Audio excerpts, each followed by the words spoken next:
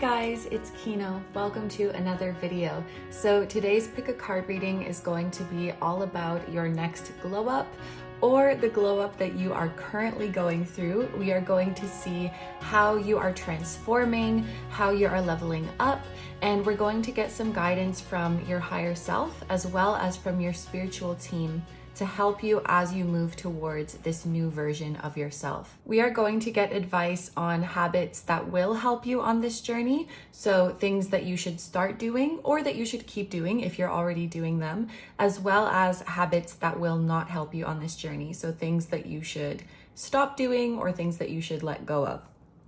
So there are 3 groups for you guys to choose from today. I'm going to show you each of these crystals up close one by one, and please pick whichever one you feel drawn to the most. Number 1 is orange calcite. Number 2 is green onyx. And number 3 is rose quartz. Okay, so as always, take all the time you need to pick. You can pause the video if you need to. I'm gonna go ahead and get started with number 1. Hi number ones. So if you guys chose the orange calcite, I love this stone so much. It always makes me so happy. This is going to be your reading all about your next or your current glow up journey. So we're gonna start by seeing what this journey is going to look like for you. But just before we get into it, I wanted to give a huge thank you to Tarot Stack for providing all of the decks that we are gonna be using today. I'm gonna have every deck used in today's reading linked down below if you guys wanna check them out and possibly support them and support the creators of these decks and this channel as well. For those of you who haven't heard of Tarot Stack before, they're an online shop that carries indie tarot and oracle decks from all different creators of all different styles. And they also team up with indie creators to help them get their decks printed and published and marketed. I may be working on a little something with them myself. I will have an original deck coming out with them, which I'm very, very excited about. And I'm just so grateful for what they have done for our community and to support indie creators. So be sure to check out these decks if there's any that resonate with you. And thank you so much for being here. And let's get into your reading. So we're going to take a look at these oracle decks to see what the overall energy is like of your glow up journey. And then we're also going to pull some tarot cards to clarify these energies. So we are starting off with Buttercup with the keyword child. Then we have Taurus. We have listen. And happy endings, end of a chapter. Okay, so now I'm gonna go ahead and pull tarot cards to clarify these energies.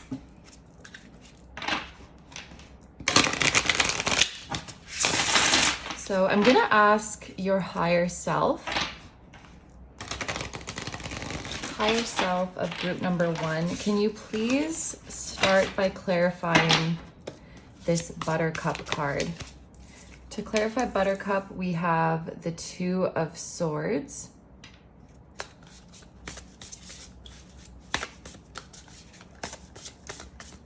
To clarify Taurus, we have the Lovers.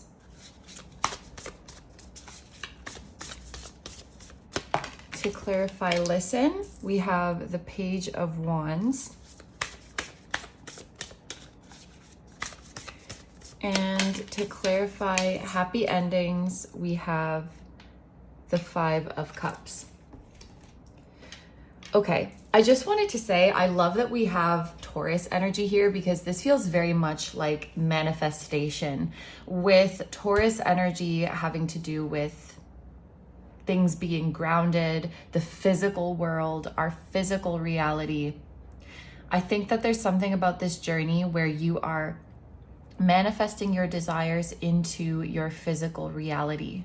Also with listen, I feel like there could be something about music for some of you. Like you could be manifesting a music career or something involved with music or a musician, or you could be doing something with sound. You could also have the gift of clairaudience with this listen card. And then another thing that's kind of specific that's coming up is Taurus and the lovers. Like some of you guys might have a Taurus lover or like a love interest coming in who has Taurus placements. But let's get into these messages. So we are starting with child clarified by the Two of Swords. And so I do think a big part of this glow up journey for you actually has to do with you reconnecting with your inner child and reconnecting with your past wisdom. It's interesting. Your journey of growth, it's not about moving away from your point of origin. I actually think in many ways it's about honoring your origins and honoring past versions of you and reintegrating parts of you that had gotten lost along the way. There's a message here that things were easier or things were simpler when you were a child. And I don't think that necessarily means that your life was easier, but I think that you were more in touch with yourself and more in touch with your desires. And I think it was easier for you to say back then, I like that, I don't like that, I want that, I don't want that. You were more in touch with yourself in that way. And I think that over time, certain experiences or certain people started to make you question that inner guidance by questioning your preferences, questioning your desires, your needs, the statements that you made, that you started to internalize that, well, is that really what I want? Do I like this? I don't know. I'm not sure. It's like becoming more indecisive as you let others influence you or as you let others question you. I also think that with time, you maybe started to become more conscious of how others would be impacted by your decisions. Yes, I want this path, but how is everybody else going to feel if I state my desire? How is everybody else going to feel if I pursue this path? And it's so it's like all these other people started to get involved in your decisions, other people's expectations, or even just your perceived expectations, how people would view you or just how you imagined people might view you. They started to live in your head like this. And it made your inner guidance a bit wonky. And so this really feels like coming back to the self and coming back to your inner compass and being able to say very simply, yes, I want that. No, I don't want that. Yes, I like this. No, I don't like that. You're mastering, I want to say you're remastering that, because there was a point in the past where you were very good at that. You were very in touch like that. You're getting rid of all of that extra noise and all of that extra confusion and refamiliarizing yourself with your innate preferences and with your innate desires and with your innate strengths. And it's going to become very clear to you from that point, the path that you want to take. So this version of you that you're stepping into, you're much more decisive and you have a much more clear mind. And when your mind tells you want something, you can trust it. And when your mind tells you, no, we're not doing that, you can trust it. Rather than being like, well, let's try to reason with, no, that's my instinct, and you're honoring it. And caring less how others might view that or what others might think of that. It's normal as humans to some extent to care what other people think. I don't think there's anyone who doesn't care at all. And in fact, that would be a little bit concerning. But not letting the fear of how others might perceive what you're doing or how others might feel about what you're doing cause you to then betray yourself or ignore yourself.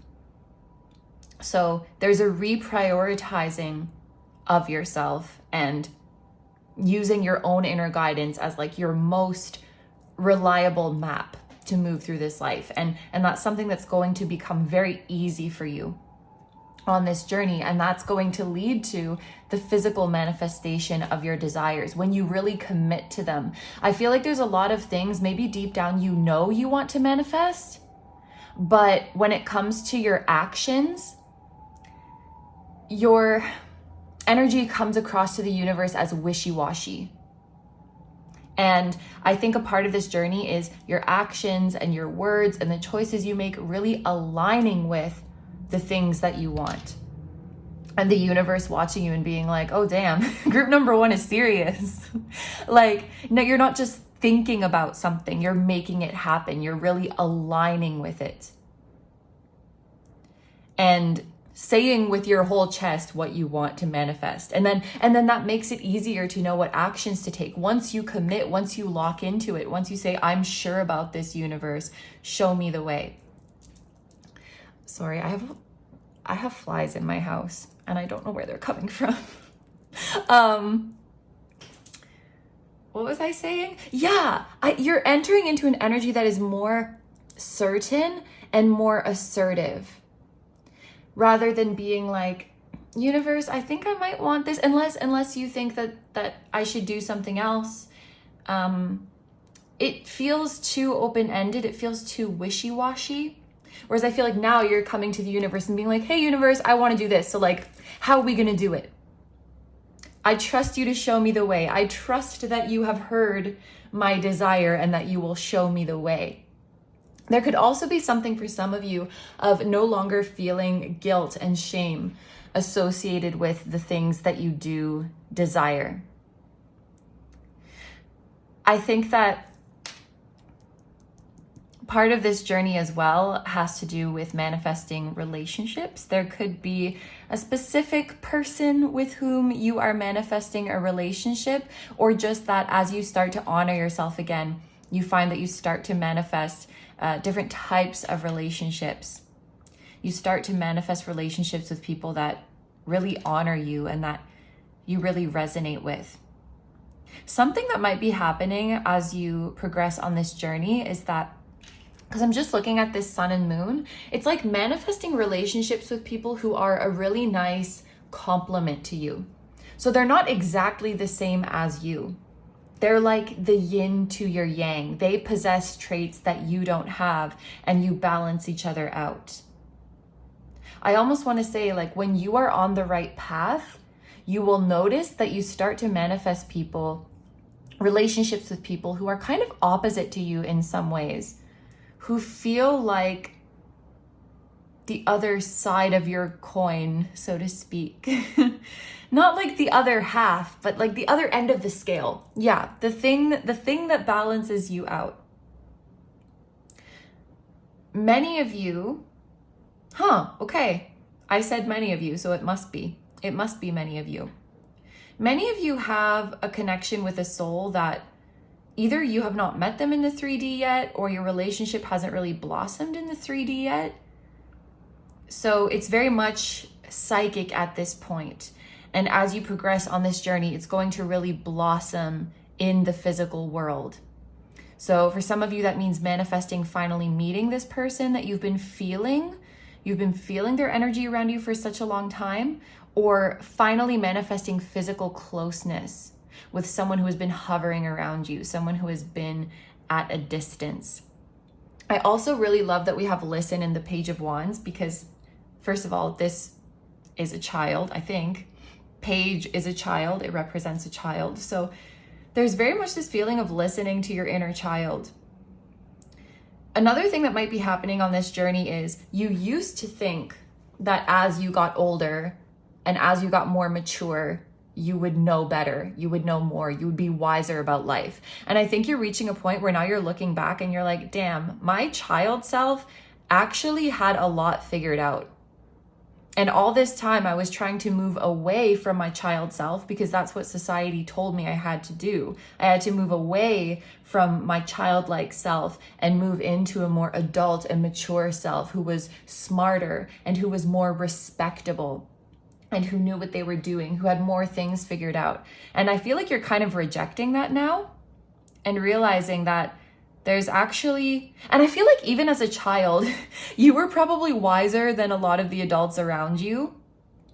And through a lot of pressuring and conditioning from them, you may have abandoned some parts of you that were actually very wise and very insightful and very beautiful to conform to the way the adults told you or implied that you had to be.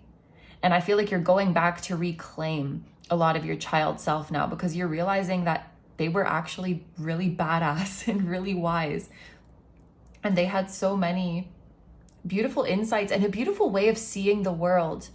And most importantly, they were really tapped into your inner guidance, and they would never lead you astray.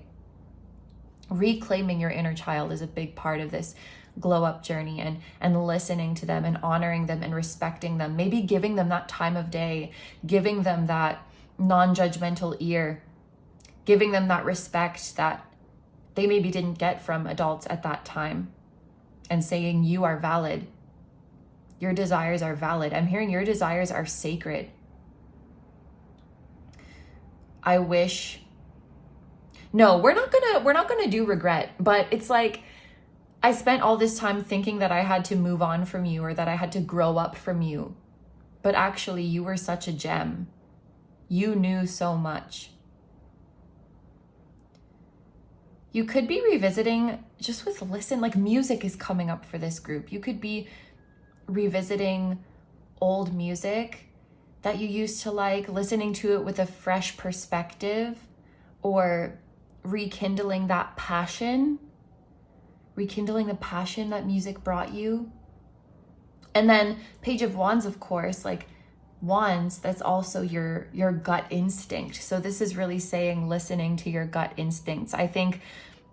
And that is how you will step into your dream life and your dream self, is honoring instinct and those gut feelings above all else.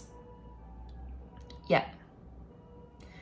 Then we have happy endings, end of a chapter, and we have the Five of Cups. So this is kind of an interesting duality, because the Five of Cups, it can talk about an ending. You know, these cups are spilled and they cannot be unspilled. The number 5 talks about transitions, and it can talk about a loss, but it's a loss that you're happy about. A catalyst to this glow up journey could be a loss that you are happy about. And the way it feels is that you were scared of this loss happening until it actually did happen. And now it just feels freeing. I don't know why this example is coming to my mind, but I was thinking of a public figure who for their whole career was so afraid of being canceled. And then when it finally happened, rather than feeling devastated, they just kind of felt free of like, oh, I can do whatever I want now because I faced the thing that I was so afraid of. And I don't know what this is going to be for you. It seems like some kind of chapter ending in your life that you were afraid, or you thought that it would be sad for you, but then once the ending actually comes, it just feels very liberating, and it feels like a huge weight lifted. And there's a feeling of, oh my gosh, I can do whatever I want now. For some of you, it could be like a job ending, or yeah. And then you're like, you were so afraid of losing that security, but then when it actually does end, you're like, whoa, I can do whatever job I want now. I could literally move across the country if I wanted to. Like nothing is holding me down anymore. And maybe from the outside, it looks like stuff has hit the fan, but I actually feel really excited and really pumped up and really free. Ooh, I'm excited for this group. So we are going to get into a couple more tarot decks. We're gonna start with, I should have been saying what these decks are, but anyway, we're gonna start with the Zeke's Arcana. And we're gonna ask your higher self what you should be doing. What habits should you start, or what habits should you keep that are gonna help you move towards your dream life?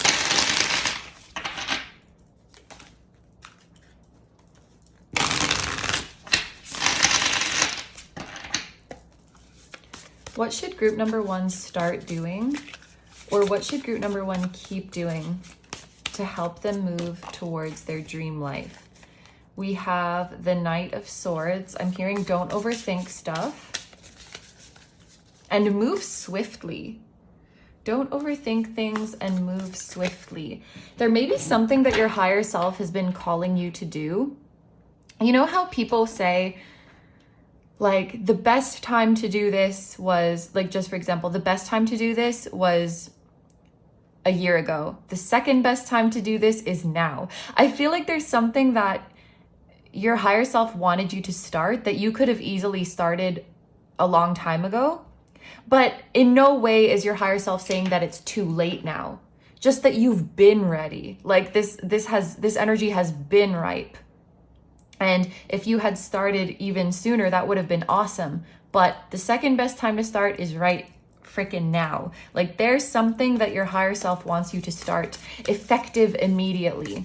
But you've just been overthinking it. I think it's so interesting that we have this head splitting in two. It's making me think of being of two minds about something, and we have this Two of Swords that talks about being indecisive as well. And this Knight is like that clarity that cuts through the indecision and says, we're just gonna go for it, we're just gonna do it. And so maybe this has to do with something you've wanted since you were a child, like a childhood dream. In terms of, because this is about habits that will help you move towards your dream life. And not overthinking is a big one, because, and it's not that overthinking makes you choose the wrong thing. It just wastes time because there's a feeling that deep down you always know what you want to do. And you kind of know that you're going to end up doing it anyway. And so this going back and forth and overthinking just prolongs the inevitable. And I get it. Like, I do it too. It's kind of like stalling because you're scared to do it. Like when I made the decision to leave school, if I'm being really honest with myself, I always knew deep down that I was going to make that decision, but I just kind of pretended that I was still debating about it so that I didn't have to like rip off the Band-Aid and tell the school. Because it was taking that action and making it real that was scary to me. Even though if I'm being real with myself, I knew that eventually that's what I was going to do. And so your higher self is saying, like, all of that debating and back and forth that you do, kind of like stop kidding yourself. If I'm being like blunt about it, you're just stalling. You're just putting off the inevitable. You already know, you already know the choice that you're going to make. But maybe your ego likes pretending to debate about it because it makes your ego feel like it's taking all of the options into consideration. After much deliberation, I have decided to follow my dreams. And it's like, yeah, that's one way to do it. Or you could have just listened to the gut instinct the first time and you could have started following your dreams like 2 years ago, you know? And it's not that it's ever too late. It's just that you could be doing these things much faster and much smoother. So it's like when your gut instinct tells you something, just listen to it the first time, because you're wasting time and energy by, it's literally pretending. Like your ego is pretending to be indecisive because it thinks that it's doing something good by like weighing this and weighing that and considering this person and considering that person. You already know what you want. And also just kind of doing things right away and not delaying them in general, I think is a habit.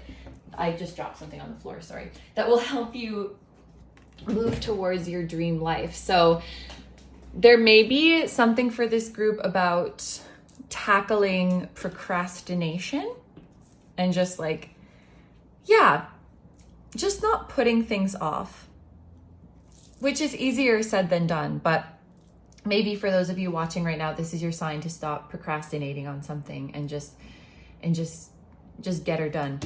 The card that fell on the floor is the Sun. So we have Leo energy coming through. Taurus, Leo, and Gemini energy could be significant, whether that's placements that you or someone else has, or they could also be times of the year that are significant, like Taurus season, Gemini season, Leo season. The Sun is definitely about inspiration, and these kind of have similar imagery, someone riding on a horse and moving forward. Numerologically, the Sun is a number 1 card, so there is a feeling of masculine energy, of yang energy, of taking initiative, of forward motion, of being a go-getter. Really, your higher self is saying go for it and take the actions that you feel inspired to take. There may be something about coming out of your shell more or making yourself more visible. There's also something about having more fun with it.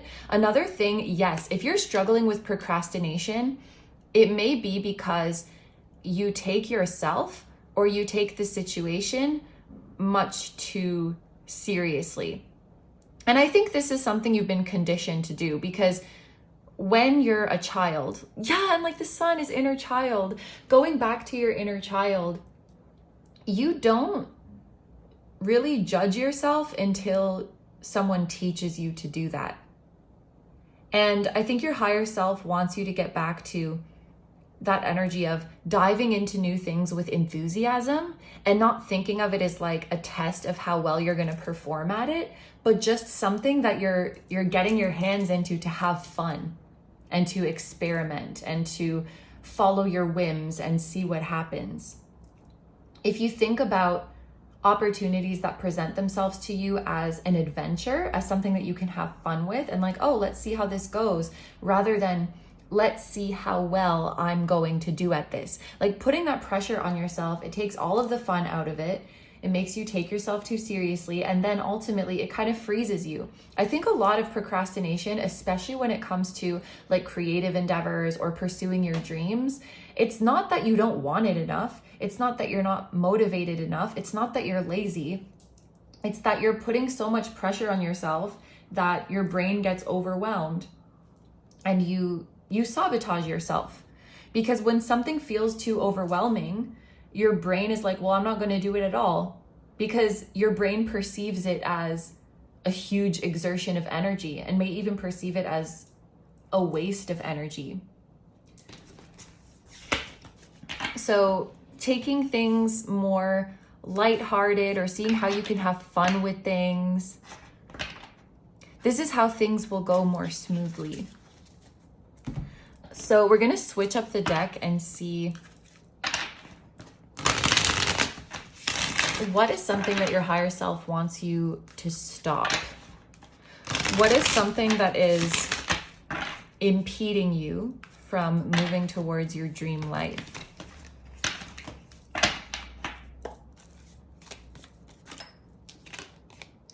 We have the Ace of Wands. Okay, this is definitely giving starting things and not finishing them.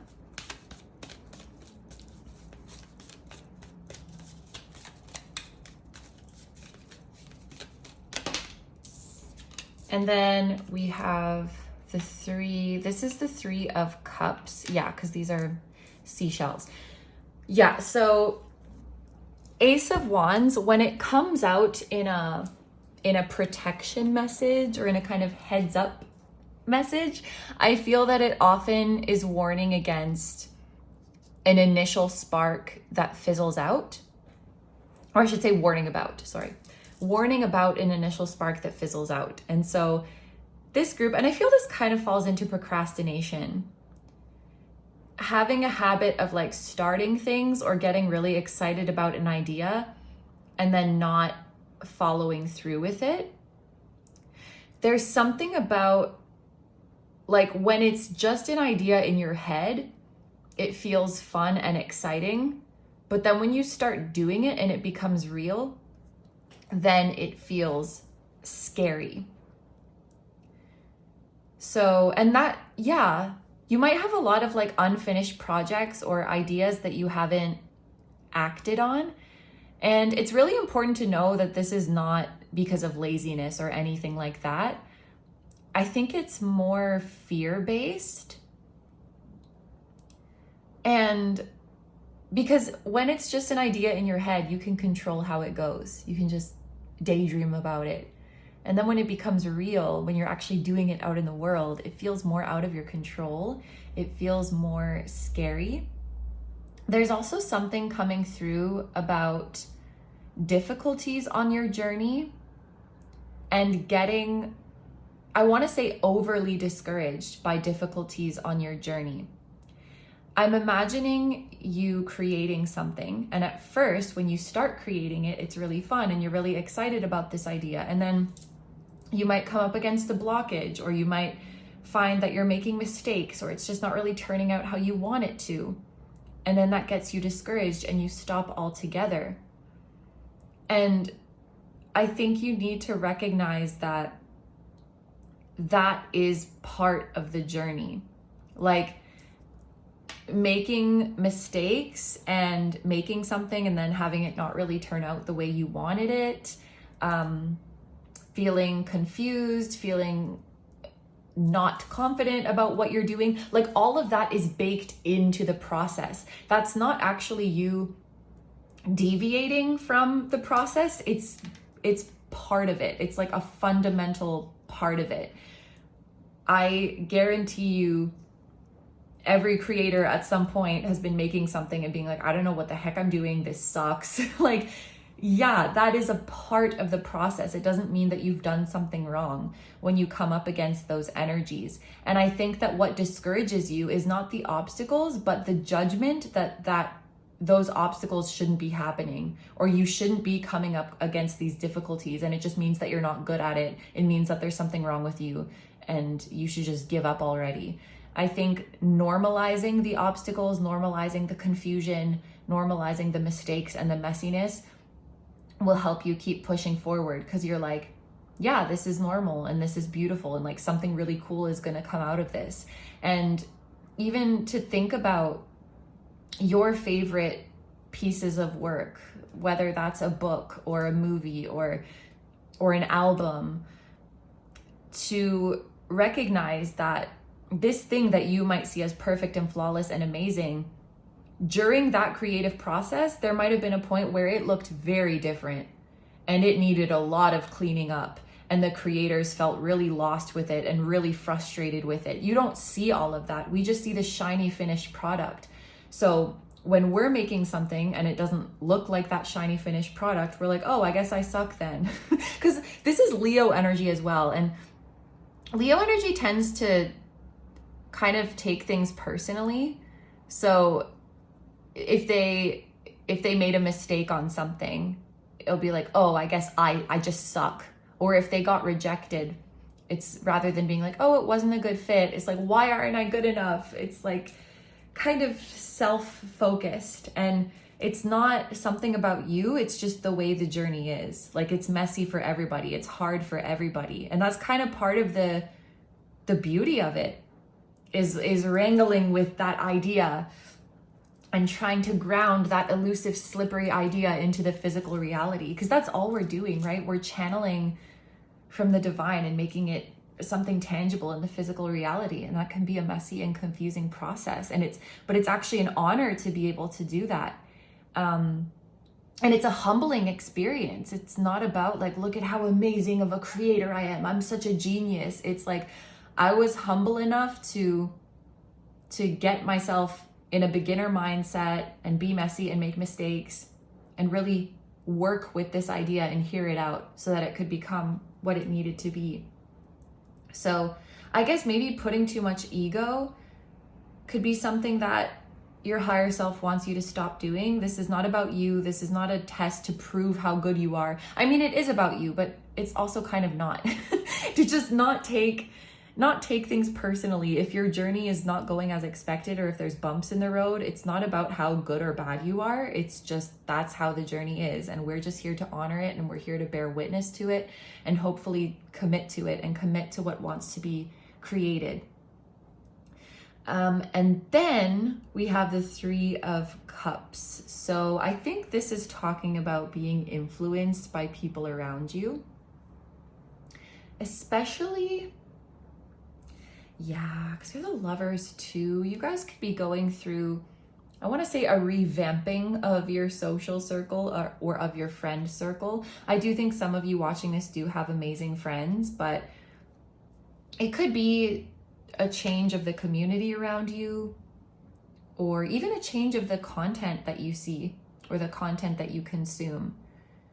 Because I kind of feel like this group, you have these ideas that are very big and out there, but you're surrounded by energy that is kind of basic. And I don't even say that to be rude, just that I think your ideas are very out there, and I think they have to be.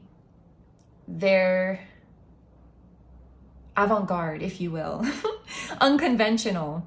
And I think sometimes you might see people doing more simple things and being like, oh yeah, my idea is lame anyway. My idea is weird anyway. And then conform. Like there's a tendency here to conform to what others are doing.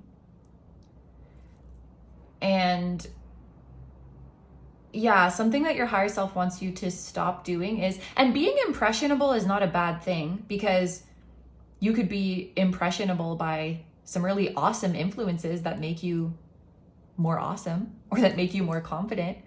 It really depends on who's around you. So just if you do resonate with being an impressionable person, it just means that you have to be even more discerning about what is around you, what is going to make its impression on you.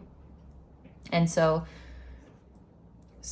yeah, for some of you, the message is like, stop letting yourself just hang around whoever or listen to whatever, because you may be more influenced than you think.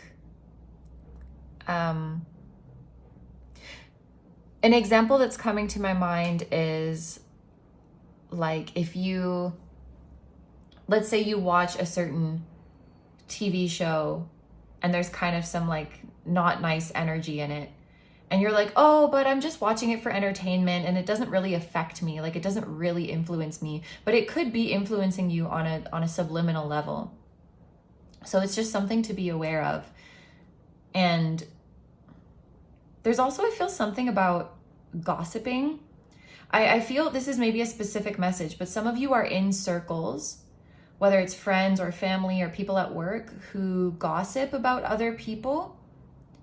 And I think you feel deeply uncomfortable by that, but you don't want to make a scene, I'm hearing. You know, if, like, let's say your coworkers are gossiping about someone at work and you just kind of laugh along. Maybe you even make some comments, because even though you feel deeply uncomfortable about it, you don't want to be like, oh, I don't partake in gossiping, because you don't want to, it's like you don't want to make a big deal about it. You don't want to like rock the boat. You don't want to upset anyone. You don't want it to feel like you're shaming them. So you just kind of like laugh along or smile along or nod along, like, oh, really? Did she say that? You know, like partaking, there's something about partaking in gossip or letting gossip slide.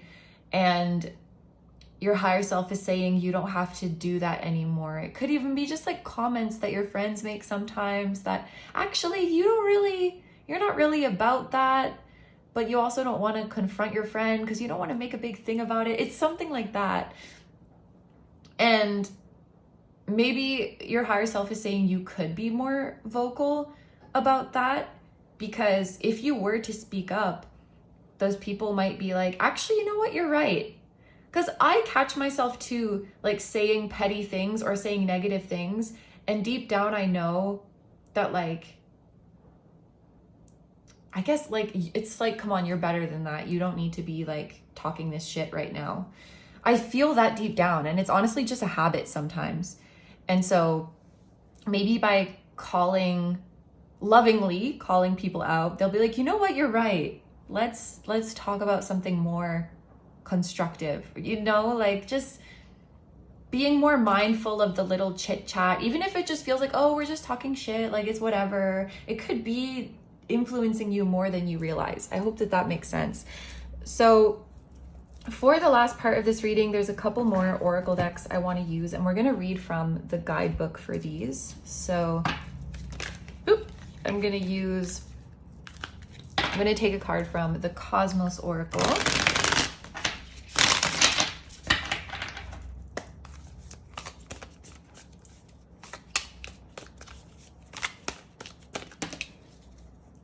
And actually we have two coming out. We have Photon and we have Surface. I'm gonna read Photon from the guidebook. Sorry, Calcite. Okay, I don't remember how this was, but that's okay.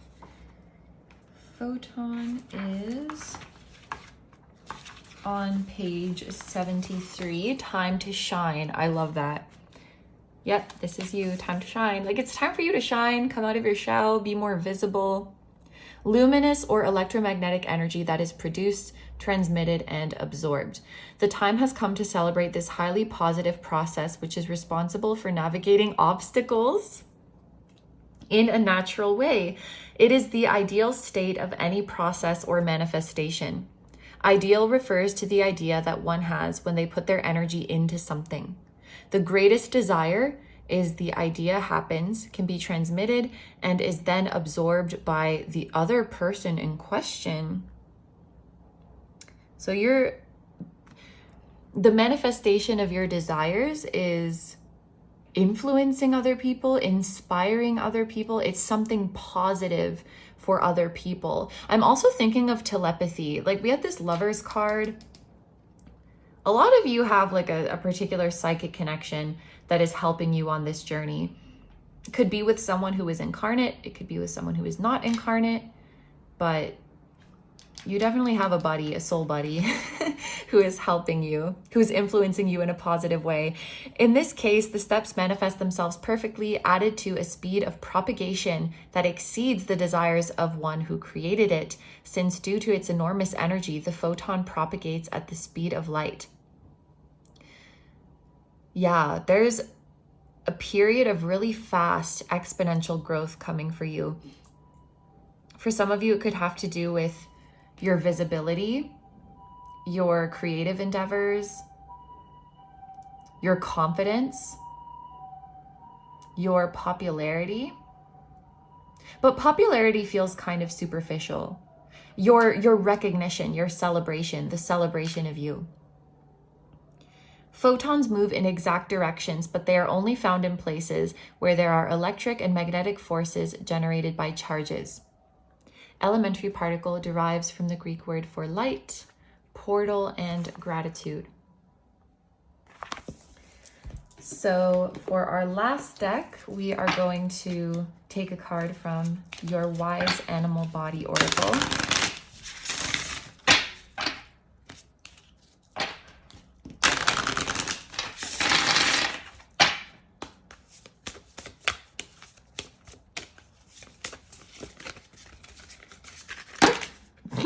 That's a lot. I'm not going to take all of them, but that's very interesting. This is a deck that talks about, obviously, as you can tell from the title, the wisdom of your body. So with that explosion of cards, it may be that your body is talking to you more than you realize. And, you know, we talked quite a bit in this reading about, like, deep down, you already know what you want and you're getting back in touch with your inner guidance. A lot of your inner guidance could come in the form of bodily messages or bodily sensations. We have bear down and attend, which this is the throat chakra. Bear down is actually, this is a cool card for me because I struggled a lot with anxiety, especially when I was a kid. And I used to do this thing to make myself feel better, just instinctively. And then when I got this deck, I realized that what I was doing was bearing down.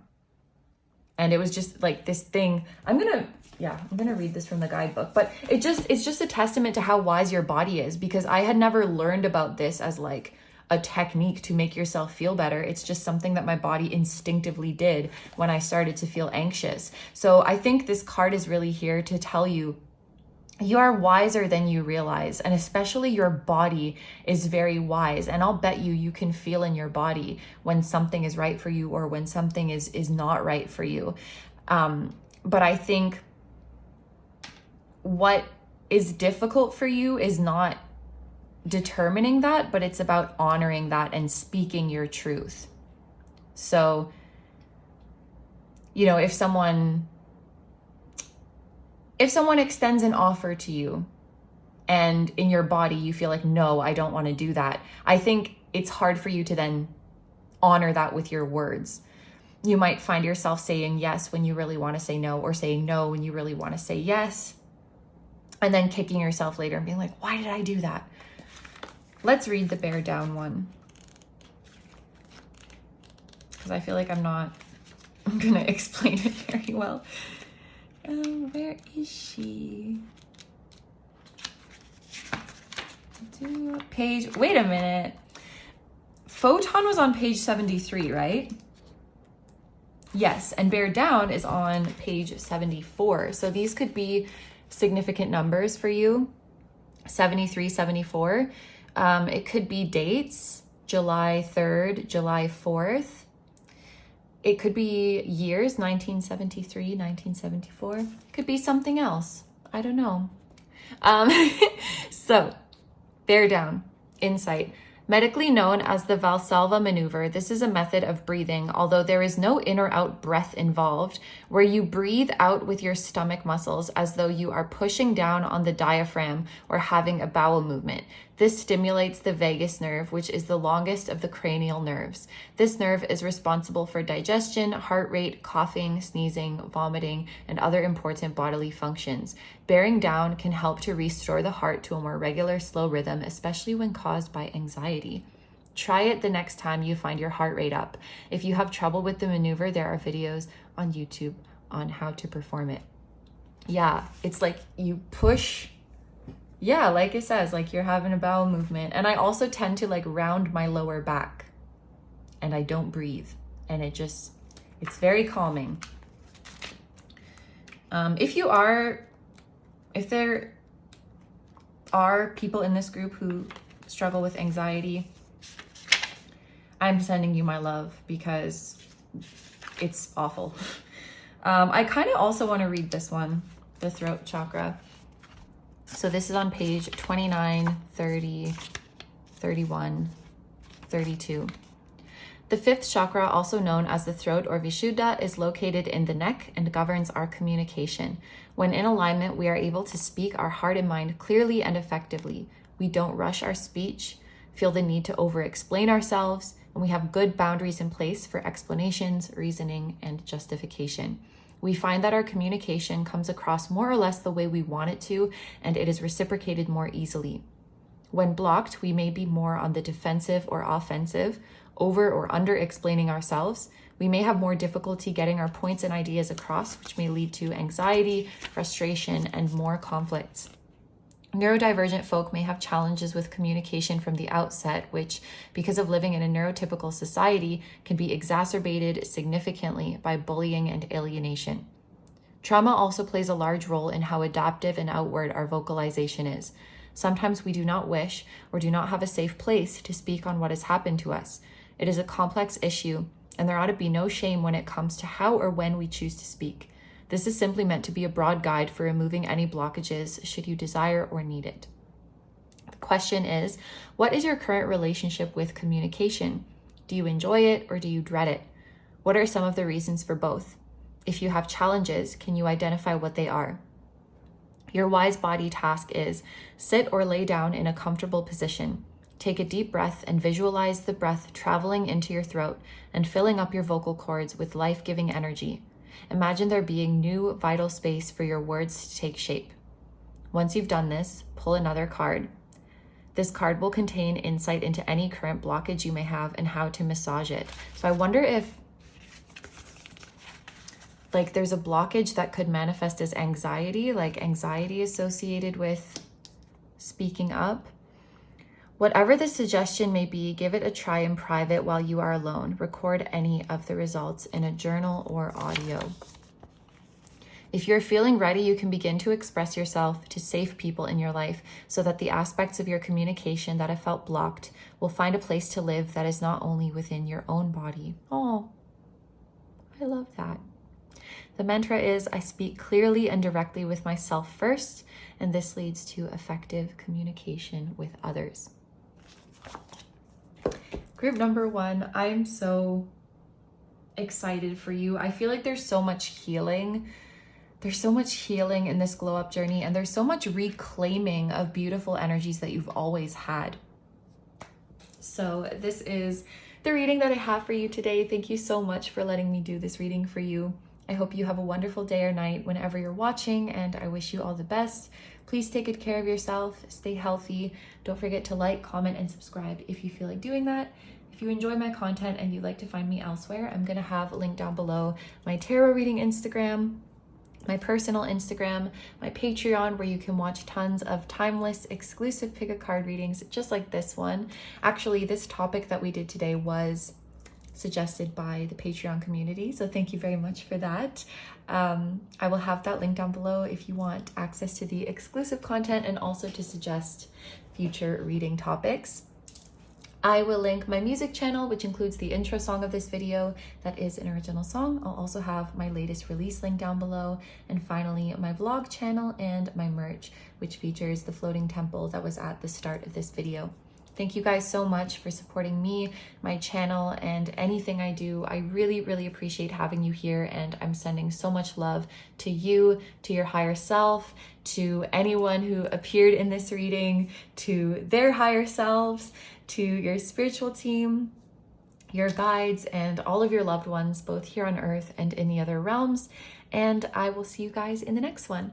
Bye-bye. Hi, number 2s. So if you guys chose the green Onyx, this is going to be a reading all about your next or current glow up journey. We are going to start off by seeing what this journey looks like for you. But just before we get into it, I wanted to give a huge thank you to Tarot Stack for providing all of the decks that we're going to be using today. I will have every deck used in today's reading linked down below if you would like to check out the decks and support Tarot Stack, support the creators of these decks, as well as this channel.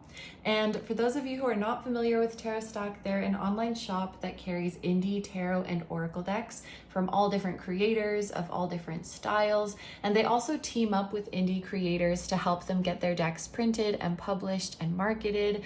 I am actually currently working on something with Tarot Stack as well. We're going to be putting out an original deck, which I'm very excited about. And I'm just so grateful for everything they do for our community. So thank you very much to Tarot Stack. I'm so happy to be collaborating with you once again. And now let's get into your reading. So we are going to take a look at these oracle cards to see the nature of your glow up journey. So the first card that we have for you is Iris with wisdom. Then we have Yod. We have memories. And don't stop. A miracle is around the corner. And I'm also going to pull some tarot cards to clarify these energies. So I'm going to be using the Rainbow Heart Tarot. And we're going to ask your higher self to clarify these messages. So first, can we please get a clarification for Iris? A clarifying tarot card for the Iris message. And we have the World. To clarify Yod, we have the 8 of Cups. To clarify memories, we have the 9 of Wands.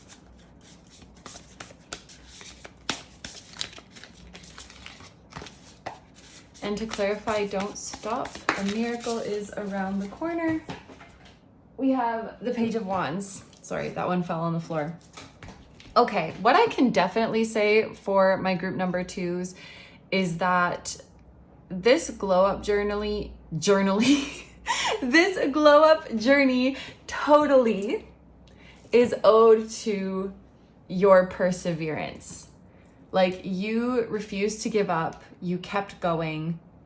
Maybe you stopped a few times along the road, but you never stopped on your journey. And so this is all you. There's a couple of indications that you are very close to achieving a big goal. This is a very literal one. Don't stop, a miracle is around the corner. You can literally see how close she is to hitting these precious gems. And I feel like this is especially important for those of you watching this right now who are about to give up, considering giving up. You are literally so close. You are so close to reaching your goal. And the Nine of Wands says the exact same thing. The Nine of Wands says, hang in there. You're in the final stages of something. You are almost there.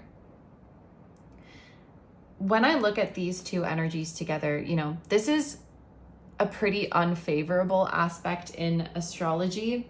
And so I think that this is representing a situation that has been very difficult, very challenging. Like, if you made a list, you could probably come up with many reasons to give up, or many reasons why it's too hard, you know, to not continue on this journey. And I do feel like this Eight of Cups, which talks about endings or walking away, maybe is representing moments where you kind of felt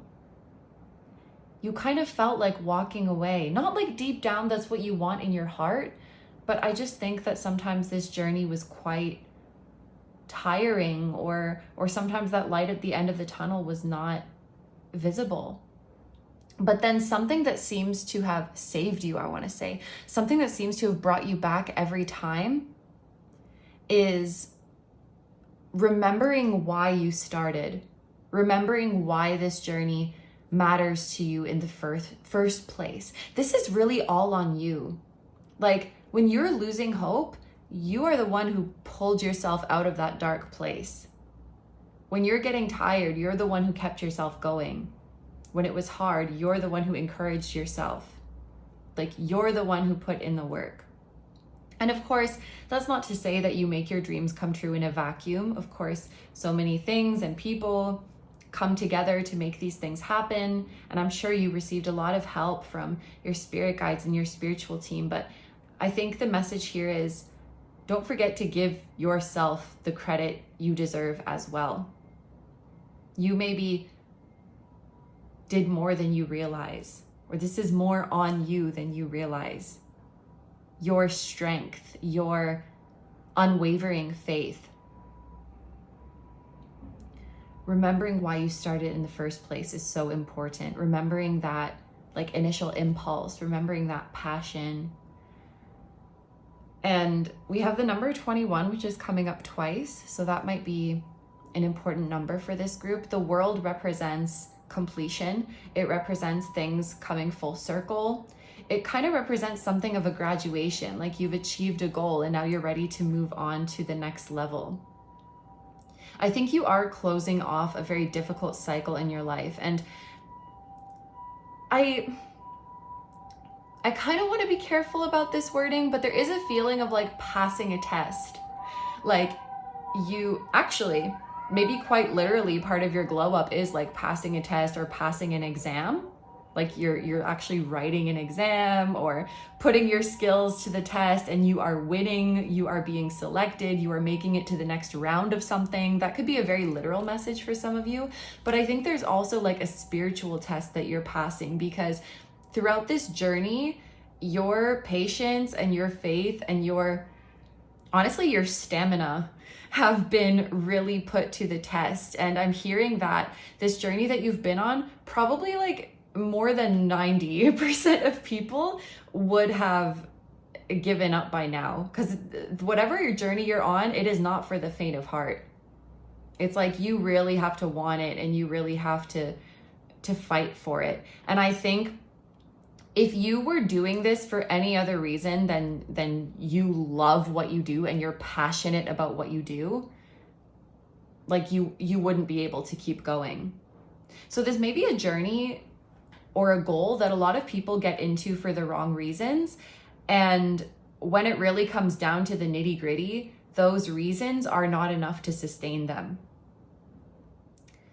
The reason you're able to keep going is because you are always on this journey just from a place of being in love with it. It's like you really have to love what you do to keep going down this path, and you really have to be in it for the right reasons. And I'm almost seeing, okay, this might be a little bit hard to explain, but it's as if your goal has a consciousness. The path that you're pursuing has a consciousness. And she is very selective about who she lets in, because like I said, so many people approach her for the wrong reasons. They don't actually love her for who she is. They maybe like an idea of her. I don't know why it's a her, but I'm talking about the consciousness of your goal. And so she has very strong boundaries. She's not just going to let anyone else, she's not going to let just anyone in. You have to really show her that you're serious about her. It's like she has many people trying to court her, which is many people pursuing the goal. But when it really comes down to it, there's a lot of fair weather friends who are on this path. But you are not one of those fair weather friends. You are genuinely in this for the love of the journey, for the love of the path that you're on. And that is the fuel that keeps you going when things get hard. So yeah, this is a journey to achieving a goal that is very, very important to you. And I kind of feel like for many, it might have something to do with your studies or with your career, just because there was that message about like passing an exam, graduating, being selected. And when I think about liking the idea of something versus the reality of it, I think that can happen a lot with jobs. Like people think, oh my gosh, I would love to have that job because maybe the money is good, or there's some kind of prestige associated with it, or they like how it sounds when they say, I do XYZ for a living. They think it sounds cool. But then when it comes to the everyday reality of it and really committing to that path, it's like a lot of people fall off because that pure passion isn't there. Do you know what I mean?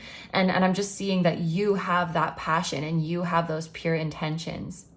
That's why you can keep going. And I also honestly just think intuition is something that kept you going, because this very much feels like your third eye is open, and this very much feels like you're in touch with your gut instincts. This came out for group number 1 as well, actually. And so, you know, even when you're looking into this hole and all you see is dirt, you keep digging because something bigger than you just tells you that the gems are there, even though you can't see them. Whereas most people are just looking with their physical eyes and they're like, oh, there's just dirt here, time to walk away. You're like, no, I feel like I have to keep going. And I wonder even if along this journey, some people have told you that you should give up, not because they don't believe in you, but because they think they're being realistic and they just care about you. You know, maybe you hear people say like, oh, I support what you're doing, but maybe you should put a time limit. You know, if you're not successful in 2 years, you maybe move on to something else. Or maybe they just worry about you getting tired, or they worry about you getting discouraged. And they're like, are you sure you don't want to have a plan B? But I feel like for you, you cannot have a plan B. Yeah, there is no plan B for you. There is only plan A, and it's your goal. Yeah. Okay. So we're going to get into a couple more tarot decks now. So we have the Zeke's Arcana Tarot and the Live It the Ghost Tarot. Starting with this one, we're going to see guidance from your higher self about habits that will help you become the dream version of yourself. Some of you guys could be working or studying or just living abroad, because we have the World here. We have the 8 of Cups, which is like you're walking away from something. And then we have Sagittarius energy here, which can indicate travel. You actually might be traveling back and forth quite a bit. Or kind of jet setting or touring the world or something like that. You might also be dispatched, I think is the word. Like your job might require you to be dispatched wherever you're needed. So you're moving around quite a bit. Or maybe you are getting a degree that requires you to go back and forth between multiple campuses. Like there's something about you moving around or relocating. And honestly, it's just quite taxing. Again, like this is not for the faint of heart.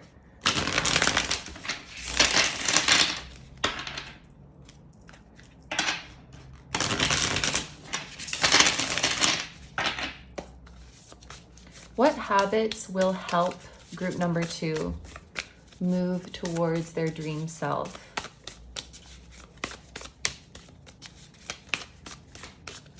What habits will help group number 2? That's a lot. I feel like this explosion is a sign that you're already doing a lot of the things that are helping you move towards your dream self. I think this group, you've really got it figured out. And I think this reading is just confirmation. We have the 7 of Swords, which immediately made me think of moving in silence, because the 7 of Swords has a kind of sneaky energy to it. So it's like keeping a low profile or staying low key, not telling everybody what your intentions are, because you just don't need to invite opinions. And honestly, you don't need to invite like envy and jealousy and things like that. I also think I'm hearing bad advice, which I feel like, I'm not saying that people give you advice that is objectively bad, just that it doesn't really apply to you. I feel like there's people around you who really think that they know what's best for you and they mean well, but they just don't really understand the uniqueness of you or the uniqueness of your situation. It's like their advice could be good on paper, or it could be what you would conventionally think is good, but it's like, no, it just doesn't apply to me. Like your situation is very unique. There's something exceptional about you and your journey. Like you are the exception to the rule. And so when you receive advice from someone, regardless of who they are, and it doesn't feel right, I think you're doing the right thing by disregarding it. Yeah, that's something that's coming through, and not inviting that kind of commentary into your life and just really staying in your lane. It's like, I know what I'm doing. I don't need you to tell me. I know what I'm doing. And like continuing to be discerning about the advice that you receive. For some of you, there could be a message about keeping... It's funny because this is usually, the 7 of Swords is usually comes across as like a negative card where you're being fake or you're being two-faced. But I actually feel like keeping your different personas separate or keeping your different identities separate could actually be something that helps you. Especially if people have shown you, okay, this is the extent of how close we can get. This is the extent of how intimate we can get. You're being civil, but you're not revealing everything to certain people, if that makes sense. So like if let's say your family just doesn't understand your path or doesn't understand your vision, rather than trying to like fight them on it, you're just like, okay, I understand when I'm with my family, I have to show up as this persona, and I will make my moves that I'm passionate about in silence, or I'll only talk about my close friends with them with my close friends about them because they're the ones who get it. Or maybe this is about keeping your work persona and your private self separate and having those kind of boundaries there. I think if you force yourself to show up as the exact same person in every situation or with all people, it's not going to be beneficial for you. And I think there's a need to recognize that it doesn't mean you're being inauthentic, you know? Like, if I'm talking to you guys here versus like talking to my partner or talking to my best friends. It's going to be a little bit different versions of me, but those are all real versions of me. Authenticity doesn't have to look exactly the same in every situation. So it's like embracing your different personas or embracing your different faces, or maybe even using that to your advantage, like stepping into different personas for different things. Like if you have to go to an interview, if you have to go to a presentation, if you're working in a certain group of people that has a certain vibe, you can be a little bit of a chameleon. And that doesn't necessarily mean that you're being fake. You're just like stepping into a different aspect of you and playing it up to like benefit you in that situation. That's something that you can use to your advantage. Interesting. Not settling, that is definitely something that you've been doing right. Recognizing that you can have it all, that you don't have to choose between this or that you want if you want both. Yeah, you don't have to settle. And also, I know this is something you really, really care about, but I also think you do have a good level of detachment. Not detachment from your love and passion, but detachment from the day-to-day developments. I feel like you're looking at the long game. So even if there's minor disappointments or plans that fall through, you don't let it get to you because of how strong your faith is. It's like your faith is so strong that it allows you to maintain a certain level of detachment from the day-to-day developments. It's like if you were checking stocks every day and every time it falls, you start panicking. Like you can't be doing that. You got to stay calm and look at the long-term game. And I think that you're very good at doing that because you're like, I know it's going to work out for me in the end, because more than anything, I trust myself and I trust the universe who is guiding me down this path. So even if there's like daily ups and downs, I'm not going to let that get to me. Your strong faith allows you to be detached like that. I also think like not focusing on money or not focusing on numbers, not focusing on superficial things. These are all things you're already doing. That's something that has really helped you. Oh yeah, and I can see how these two go together, because this is like, it can talk about a material loss. And then I feel like this is staying emotionally detached. So it's like, let's say your progress is represented by numbers. You're very good at not panicking even when you see numbers dropping. You're like, it's okay, I know they're gonna go back up. Or it's okay, I know that if there's an issue here that I'm gonna get to the root of it and I'm gonna be able to solve it. And I know it's not the end of the world. It's like you don't care so much about the numbers. You don't care so much about money. And because you know it's going to be okay. Or material things and money are never what motivated you. I feel like people who are motivated by that cannot make it on this journey because it's not enough to sustain you. It's not enough to keep you going. Like you have a real emotional relationship with the path that you're on. You're already on the right path. You're already doing an amazing job. Let's see if there's anything your higher self wants you to stop doing. Or what habits would not help you.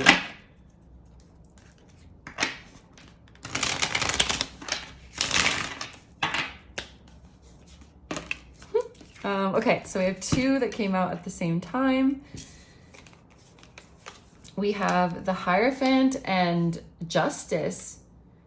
Interesting. Two major arcana, and Taurus and Libra energy are coming out. Actually, this is Taurus as well. Specifically, this is Mercury in Taurus. This is Moon in Aquarius. And then this is Libra energy. So definitely following the rules, doing what other people tell you. It's kind of like what we were just talking about. I feel like the more you give into that pressure to conform to societal norms, to listen, take other people's advice, especially like authority figures. It's ironic, but it's like the people who play up how smart they are and how experienced they are is like the very people who will not have good advice for you. Because maybe you're meant to do something that is more unconventional or innovative. And the Hierophant, yes, the Hierophant has a lot of knowledge and a lot of experience and is an authority figure, but is kind of stuck in their ways. There's something that feels outdated about this. Whatever path you're on, a lot of the discourse that is out there, a lot of the advice that is out there just seems very outdated. You maybe even went to school for this and you're like reading the textbooks and you're like, this doesn't seem right. Or like the professor is telling you stuff and you're like, I don't resonate with that. But then it's like, well, who am I to question the professor? They're the professor. They've been in this field way longer than I have. Or like, surely I don't think I know better than this textbook. But like, I just feel like there's outdated information out there that is just being regurgitated, and there needs to be advancements, and you did not come into this field to just stick to the conventions and stick to the traditions. It's almost like you're challenging authority or challenging the establishment. And if you're giving into that pressure of like, just conform, just listen, they're an expert, just listen to what they're saying, or they have X years of experience, just listen to what they're saying. If you're going against your gut feelings to listen to authority just because they're authority, that is not going to help you. I feel like you need to be thinking critically, and I think that you are. But if you ever feel insecure that like, maybe I should just take the more conventional route, maybe I should just listen to my parents or listen to the professor or listen to the government, or I mean, I'm not saying to break the law, but you know, just, I feel like you are meant to kind of challenge outdated narratives and outdated systems, and adhering to them is not going to help you become your ideal self. And even with justice, I feel like this is, because justice is Libra, it's 7th house energy, being like too easily influenced by others or like accommodating to others. Just like Libra energy is also very, it's like diplomatic, peacekeeping, not wanting to ruffle feathers. If you fall into a people-pleasing or non-confrontational energy, that is also going to hinder you. You are kind of here to ruffle feathers. And I just heard you were born stubborn for a reason. Maybe you have that trait of being headstrong and you've been really given a hard time about it. Like people say you're too stubborn in a bad way, but you were born with that trait for a reason. You were meant to be very strong-willed, and you were meant to challenge authority, and you were meant to challenge the popular narratives and not be just like a flowery peacemaker who is keeping up the good appearances. Like, no, you're here to rock the boat. I'm hearing like you're here to expose some shit. You might be really passionate about an industry, and then when you get into it, you realize how much corruption there is, or you realize how much people have diluted the truth or distorted the truth for material reasons. I don't want to give an example because I don't want to imply that anything about any field, but let's say you're in a field and you're like, should we really be using this outdated information? Oh, we have to because this company is paying us. So we just do whatever they say. Yeah, but it's inaccurate. It's not helpful. Yes, but they're paying us. Like there's some things like that in your industry that you're interested in where people are just motivated by money. And it's like, it's kind of disillusioning because you probably thought everyone in this industry is just like you and is really passionate about it. And like, what do you mean we're prioritizing the dollar? What? And you're here to challenge that. Because the consciousness of your goal, the consciousness of your path, she is fed up. She wants to purge all of the fake people. And that's why she has let you in. Okay. So for the end of this reading, we're going to take some cards from a couple of oracle decks. I was going to take just one from each, but then in group number 1, 2 ended up falling out for each. So I think I'm just going to take 2 for you guys as well. Starting with the Cosmos Oracle.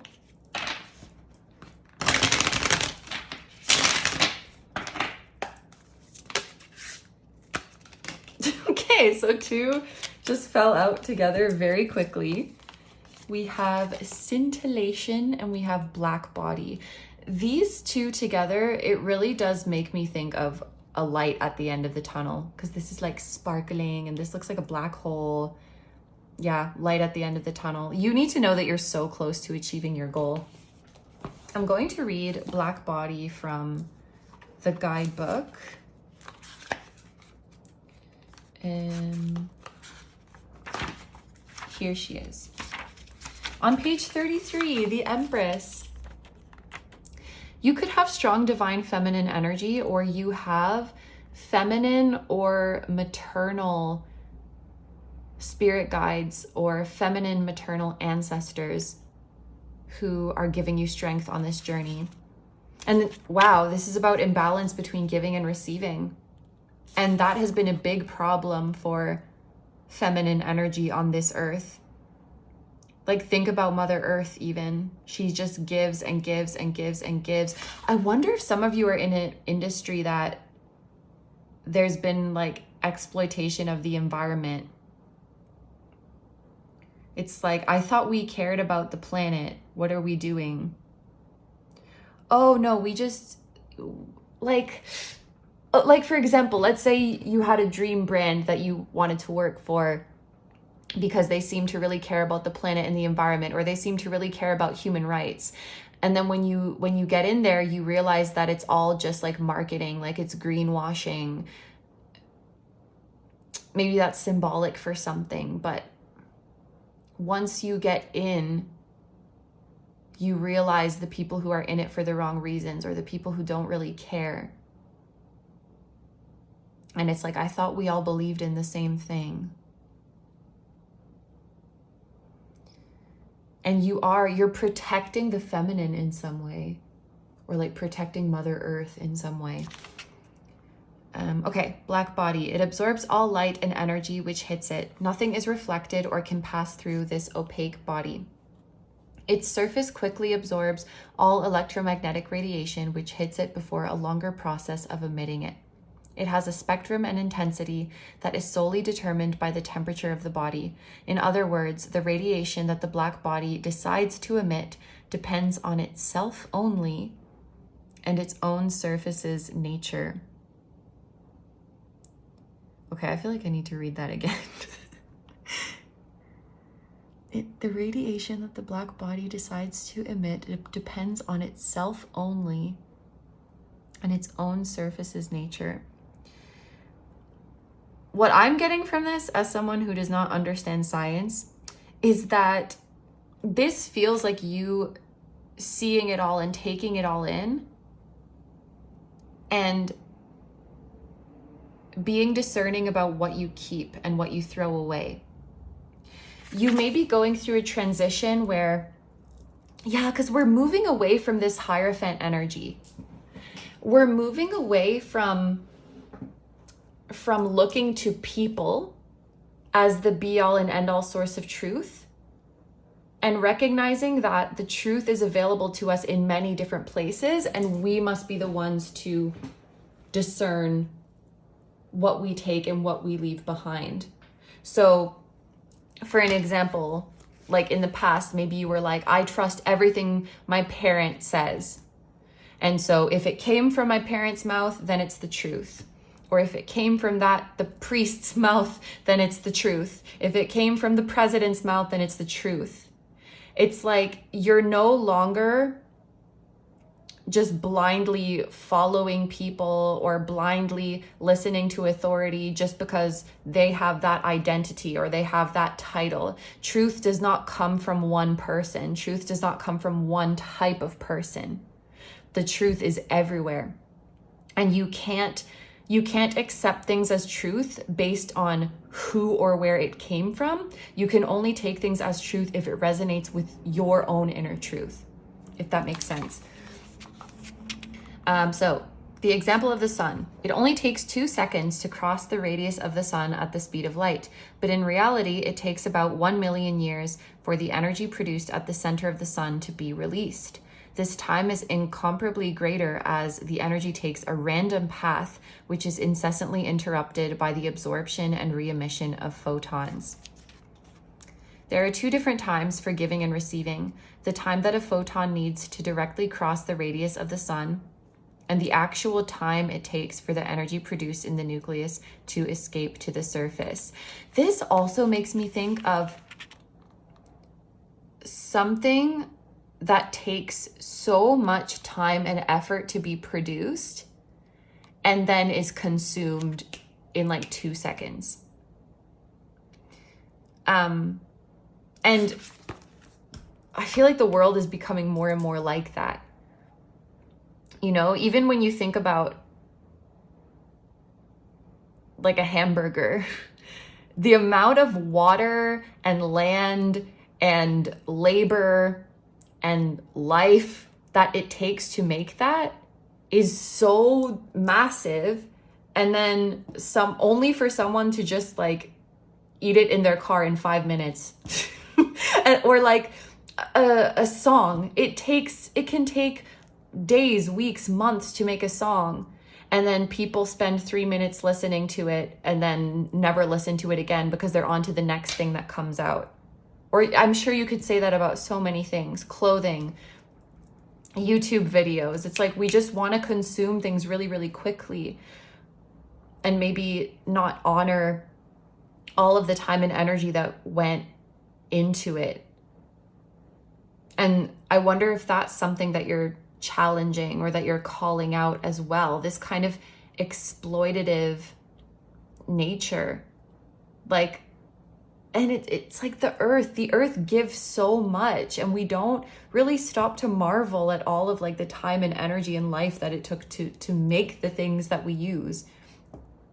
And it all just feels like disposable. It all just feels so fast. We're disconnected from it. Okay. For the last deck, your Wise Animal Body Oracle, we'll take 2 from this one as well. We have Rest.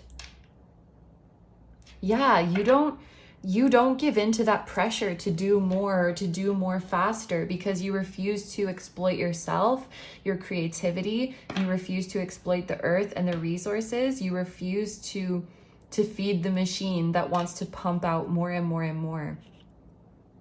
Because you're just like, if someone said, if you work harder and if you work faster, you can make more money, that doesn't even appeal to you. You're like, but that's not my goal. You know, if you make your content shorter because people consume more short form content, and then you'll get more views, and you're like, I don't care. Like, that kind of thing does not motivate you. You rest and you let the right action come to you. And that's why I feel like that's why so many people have maybe told you or implied that you should give up, because it's almost like they can't fathom dedicating so much time and energy to something, because a lot of people are just like, oh, if it doesn't work right away, on to the next thing. It's like, and I sound kind of judgmental, but I feel like people just don't have the attention span, or they don't have the ability to delay gratification that you do. And again, like, their heart isn't really in it. It's like they come up to this path and they're just like they're like pushing a button and they're like, give me something, give me something. But the path, she only opens up to those who really love her. And then, rest and daydream. I love that for you. Let's read the daydream one. You have really powerful feminine energy and really powerful feminine spirit guides and ancestors. Absolutely. And where is my daydream? I don't know where she is. I really need to figure out how this guidebook works because it's not totally alphabetical. Okay. Daydream is on page 81 and 82. So August 1st or August 2nd could be important dates, or the years 1981 and 1982, or something else to do with these numbers. Insight.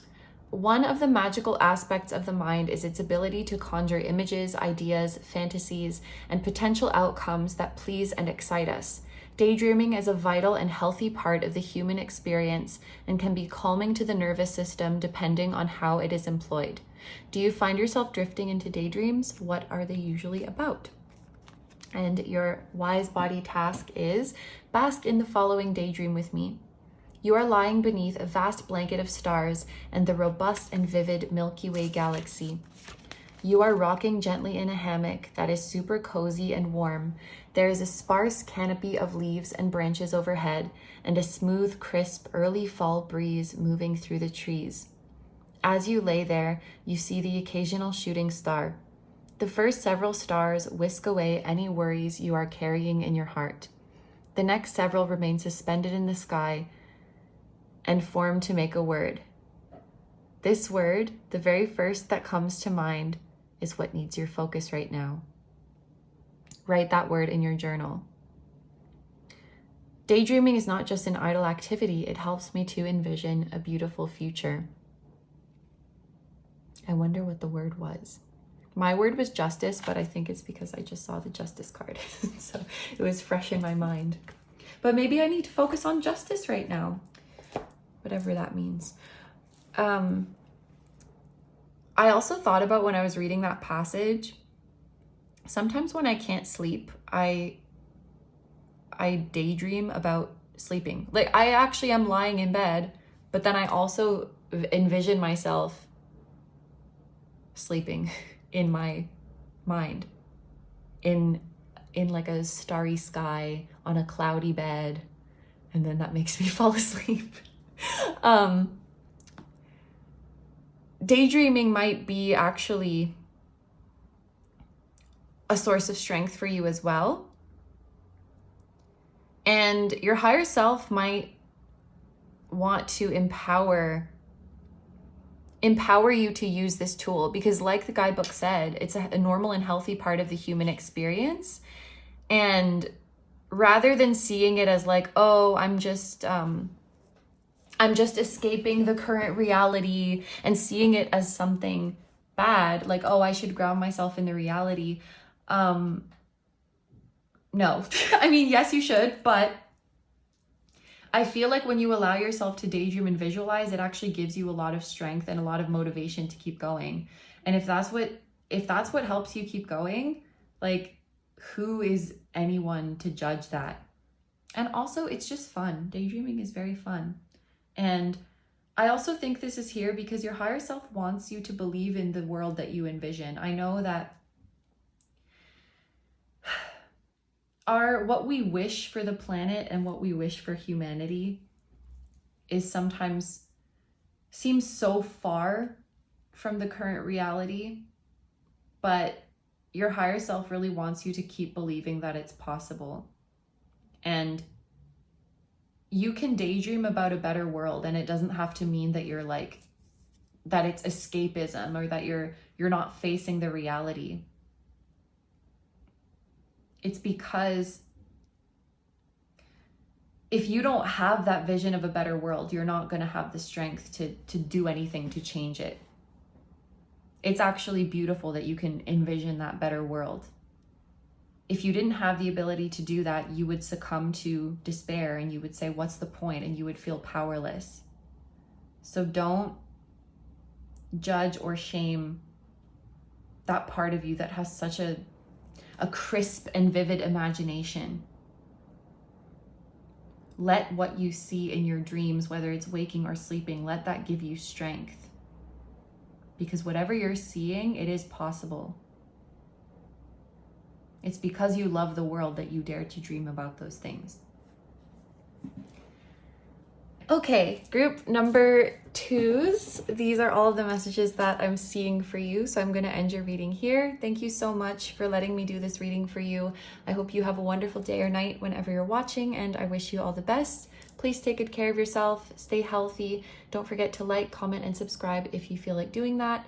If you enjoy my content and you'd like to find me elsewhere, I'm going to have linked down below my tarot reading Instagram, my personal Instagram, my Patreon, where you can watch tons of timeless, exclusive pick a card readings, just like this one. In fact, this topic today was actually suggested by the community over on Patreon. So thank you guys very much for that. I'm going to have that link down below if you guys want to access the exclusive content as well as suggest topics for future readings. I will link my music channel, which includes the intro song of this video that is an original song. I will also have my latest release linked down below. And finally, my vlog channel and my merch, which features the floating temple that was at the start of this video. Thank you guys so much for supporting me, my channel, and anything I do. I really appreciate having you here, and I'm sending so much love to you, to your higher self, to anyone who appeared in this reading, to their higher self, and I'm sending love to your spirit guides, your spiritual team, and all of your loved ones, both here on earth and in the other realms. And I will see you guys in the next one. Bye-bye.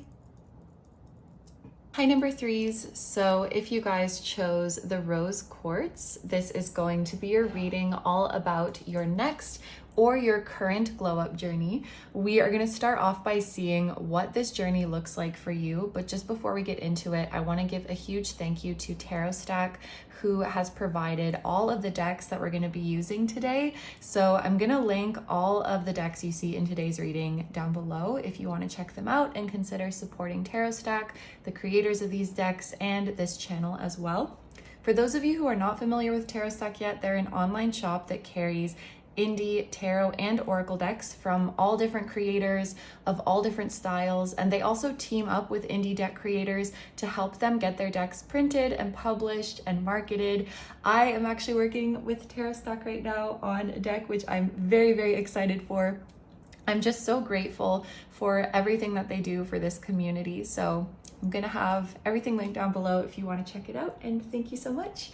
And now let's get into your reading. So we're going to start off by looking at these oracle cards to see the nature of your glow up journey. So we are starting off with Marigold and creativity. We have Leo, also a very creative energy. This could also be indicating that Leo season is going to be a significant time. Late July to late August, or someone with Leo placements is significant. We have past lives with the number 33. And you guys are group number 3. And we have manifestation. What you desire is on its way. So in addition to these oracle cards, I'm also going to pull some clarifying tarot cards for each one. Definitely heavy creativity and manifestation vibes, because the number 33 does make me think of manifestation.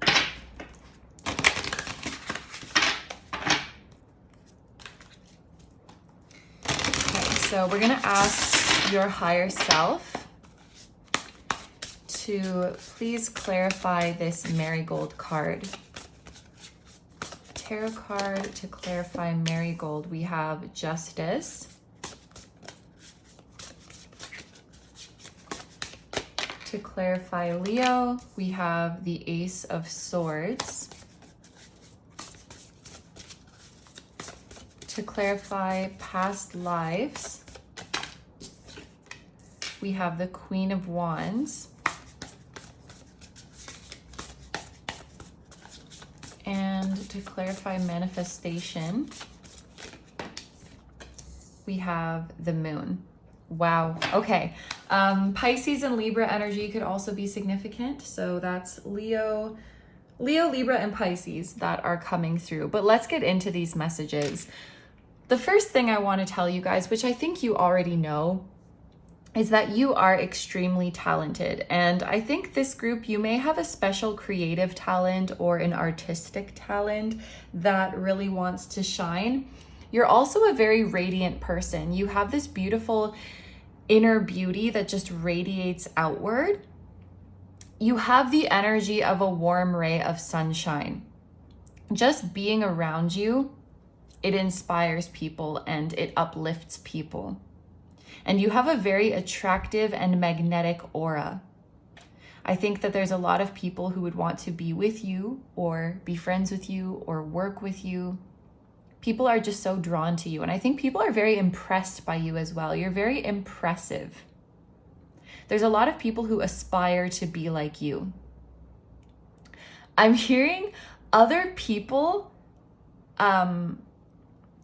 what is the word? Something, their glow up off of you. They base their glow up off of you, or they reference you. Maybe that's the word. I just heard like something is based off of you. You're like the blueprint for other people's glow up. When people are thinking about their journey of personal growth and development, they're like, I want to be like group number 3. You're just kind of iconic, I think, is what I want to say. I am seeing you as this Queen of Wands. You have a very special talent. You have a very special gift, and you always have. I think this past lives card is saying that this is a talent that you've had for multiple lifetimes. So let's just say, for example, you are a very gifted storyteller. This is a talent that you have exhibited and that you've really identified with and really honed over many, many lifetimes. And I would also, if you look back on your life, things that you liked from a very young age will probably also come from a past life, as well as things that you seem to just have a knack for. And I'm also hearing things that you would become obsessed with, especially if there's something like quite niche that you became obsessed with, or that you can't really explain why you like it so much. It's probably something from a past life, and so your soul feels very familiar with it. The same thing goes for, whether it's an activity, a job, a hobby, an aesthetic that you really like, a style, even a place, a part of the world that you feel really drawn to, or even a time period. It's probably from your past life. And you can utilize those gifts that you cultivated in past lives in your current one, because your soul still remembers them. There's something that you keep coming back to master, a talent or a gift that you keep coming back to master, and you just get better at it with every lifetime. So this like glow up that you're experiencing has actually happened over many incarnations, which is very cool. With Leo, I'm also thinking about sun sign. So you could have had the same sun sign in many lifetimes. Or there's a certain astrological placement that you have over many lifetimes.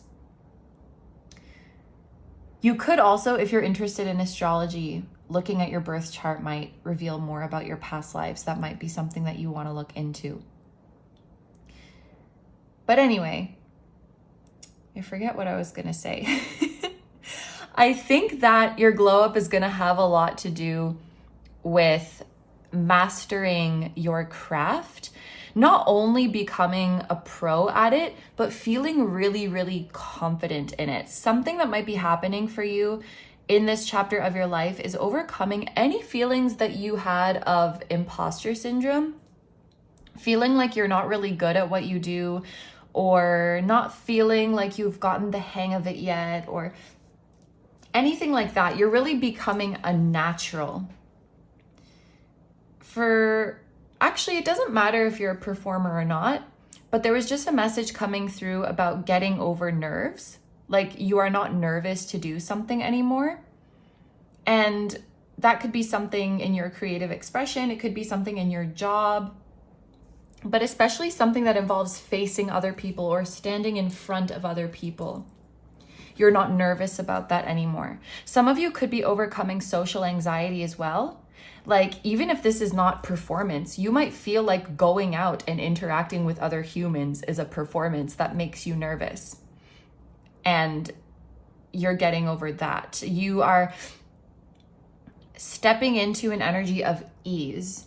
Ease in interacting with other people. Ease in standing in front of other people.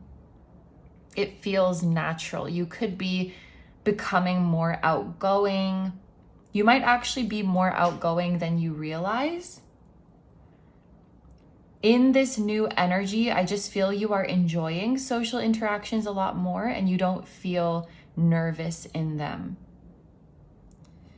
You're very charming. I think you're also developing your charisma and you're developing your charming personality. This is a part of your glow up as well. You're probably also going through something physical.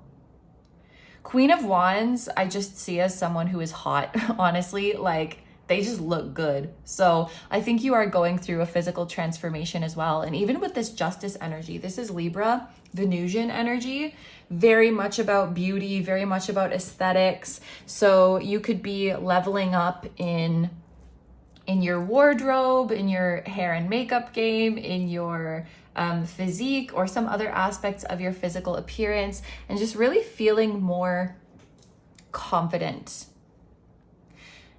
This next chapter of your life will call for you to be more in the center of attention, but I see this as something that you are going to enjoy and see the gift that it is to have eyes on you. Because if you're stepping into that place with the intention to uplift and serve others, you can do some really, really good things. You know, you're here in the center to serve those who are watching you, or to serve those who are influenced by you. You can help more people this way by having a bigger platform or by being more visible. And yeah, there's something about you being very attractive to a lot of people and having a lot of opportunities for networking and for collaborating. And I am hearing you can pick and choose. You don't have to say yes to everything that comes your way, and you probably physically can't say yes to everything that comes your way, but you're not in an energy of like, I just have to take what I can get because I'm just getting started. It's like you've achieved a level of mastery and confidence that you will accept offers that feel good to you. I'm imagining an artist or maybe a business person who at first they would collaborate with everybody who came their way just to like get their name out there, and they don't have to do that anymore. It's like, I've established myself, I've established my name, so now I just collaborate when I really want to. There's something like that. You can be more picky now. You can be more selective now. You're raising your standards. You're raising the budget. I'm hearing some of you, you're being able to do like bigger budget things. So maybe your financial situation is improving as well, or you have more financial support coming in for your projects. Bigger budget, bigger vision.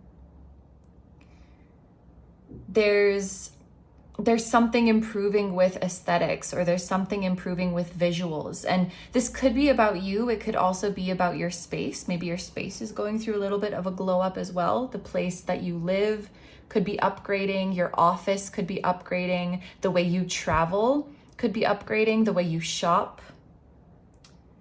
There's a leveling up happening, not just in you, but in your lifestyle and in your physical space. I'm hearing as well, you're becoming an active participant. So something that you used to just be on the receiving end of, or on the consuming end of it, you are now on the creating end of it.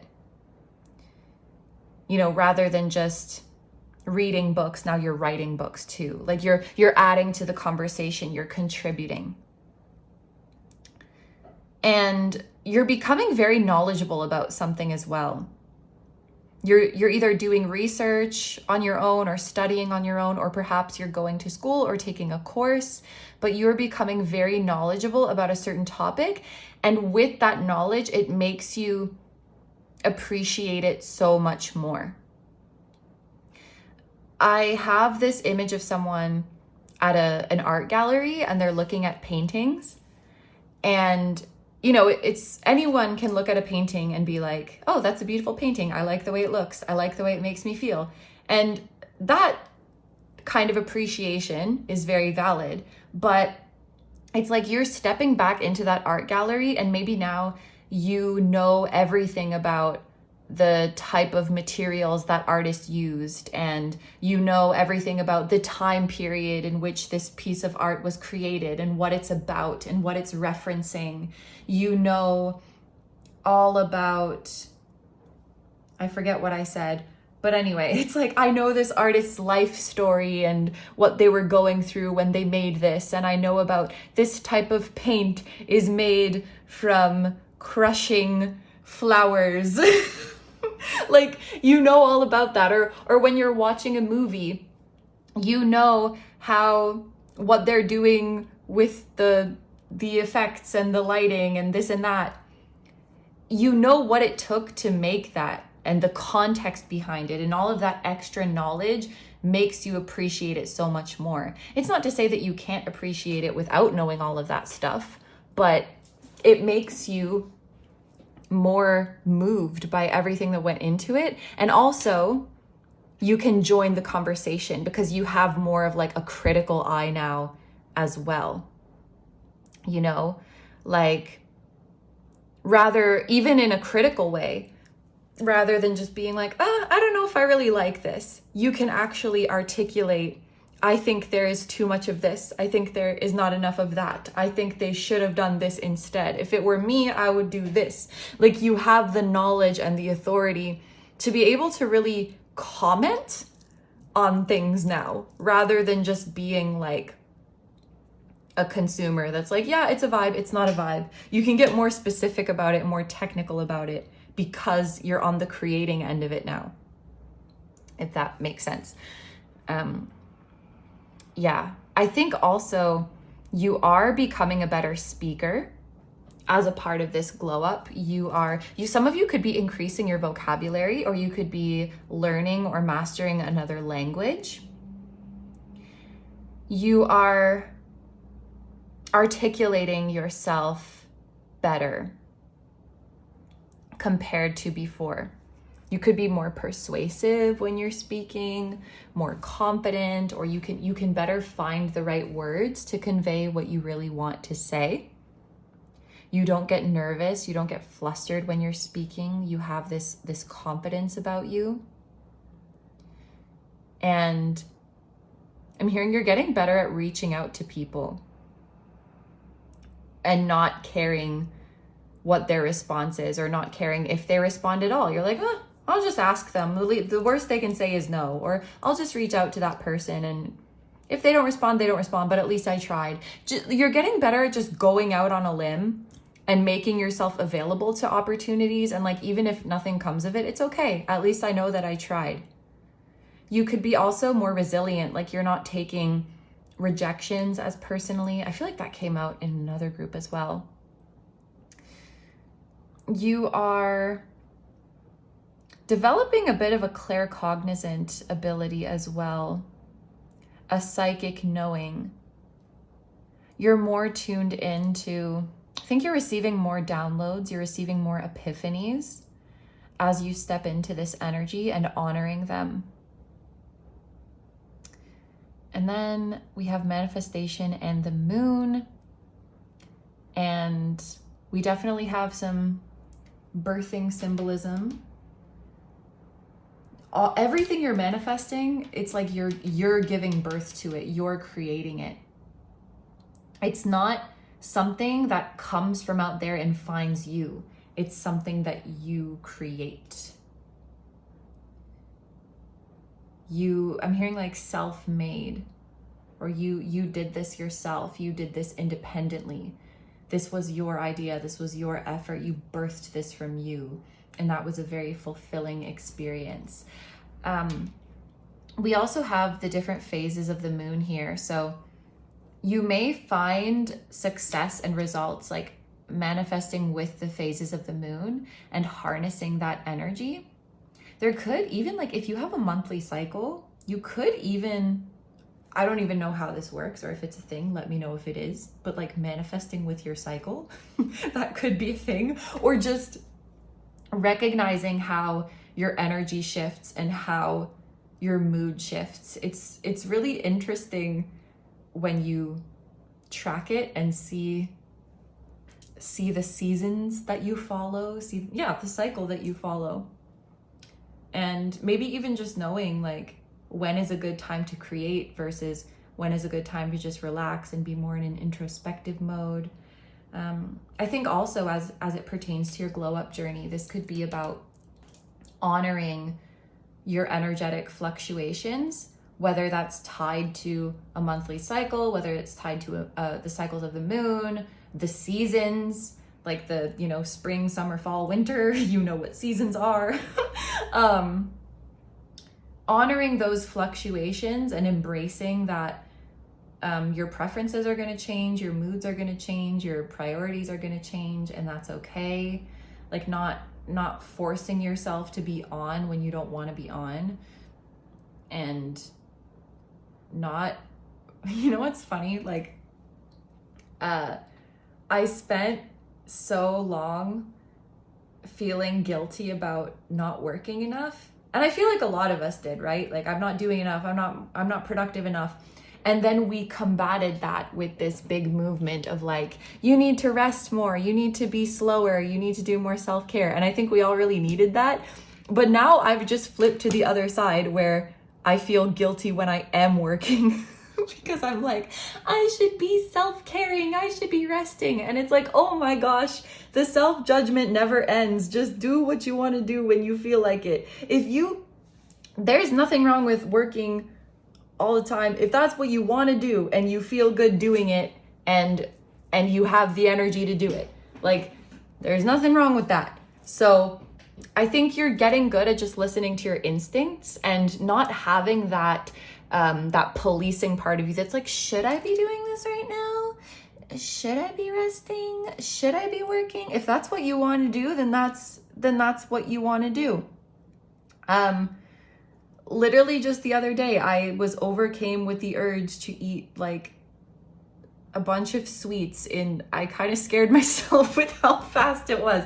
But I'm like, it's okay. Like, I understand where I'm at. Like, this is gonna happen sometimes and it's fine.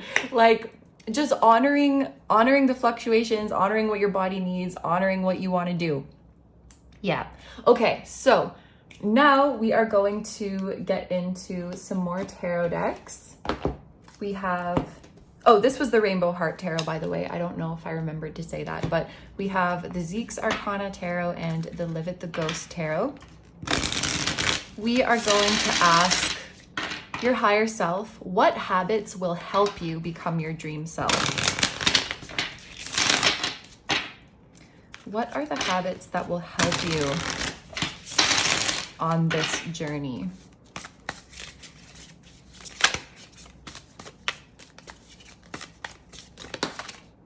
Oh, we have the Ace of Cups.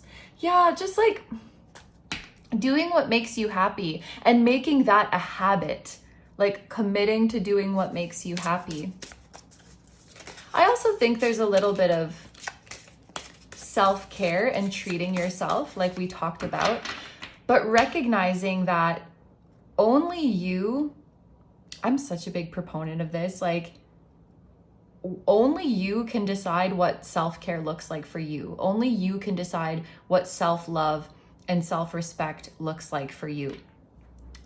It actually kind of like viscerally upsets me when I see people judging others and being like, you don't love yourself because you did XYZ, or like you don't respect yourself because you are XYZ or you do XYZ. It's like, you don't know what self-love and self-respect looks like for that person, because it's really just about honoring what will make you happy and honoring what you want to do. And so if you're in a good place with yourself and you know yourself, and you know that what you're doing comes from a place of love, then nobody can tell you otherwise. So I guess another habit would be staying in touch with yourself.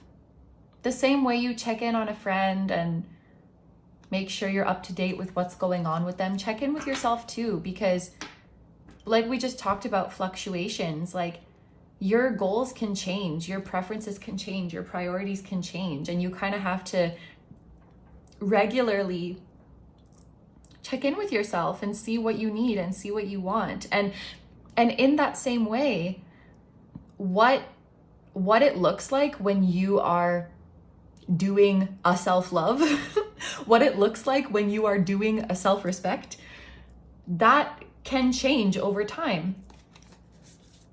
And your definition of success and abundance can change over time. You know, water is very fluid. So I think there is a need to kind of constantly check in and redirect your course.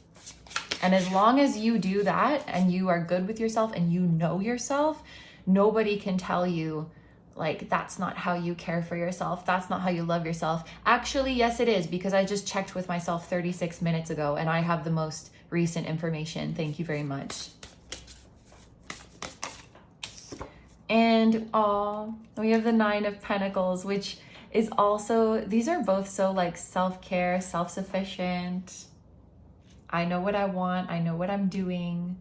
I have my own back. I'm my own best friend. I'm taking care of myself. Like, you are really becoming your own best friend. I think another habit your higher self is suggesting for you is, I guess, I don't know if this is a habit, getting into the habit of recognizing what you can do on your own or what you can do independently.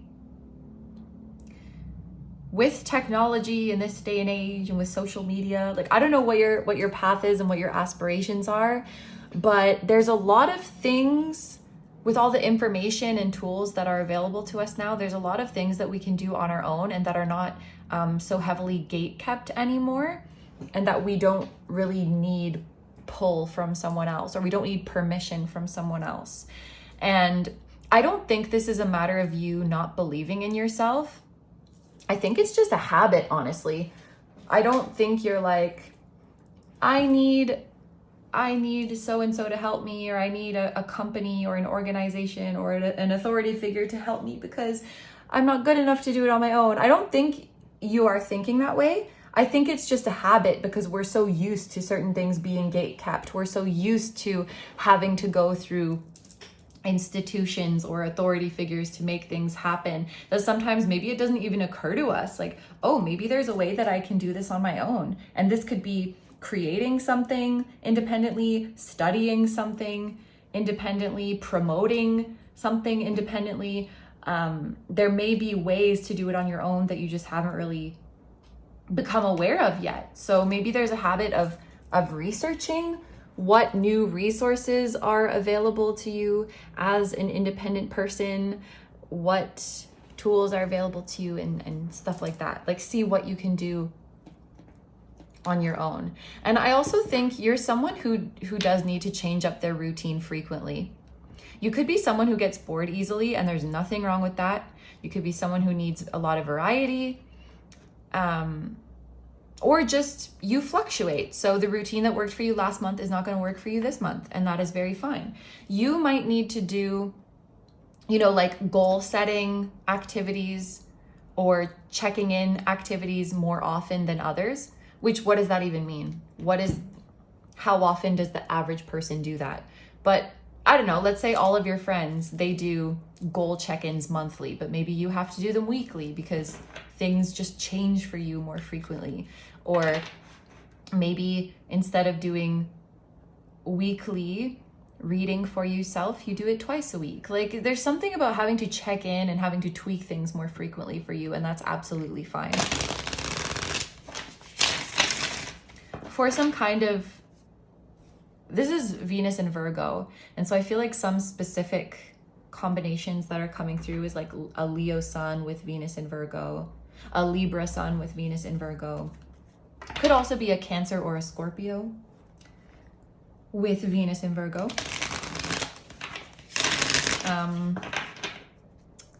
Pisces and Aries. So like a Pisces with Aries placements or an Aries with Pisces placements.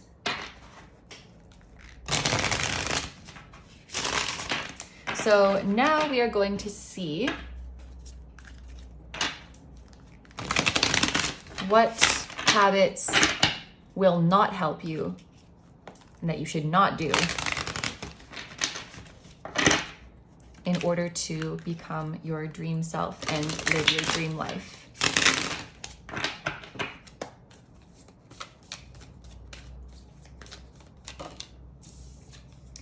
The Page of Cups.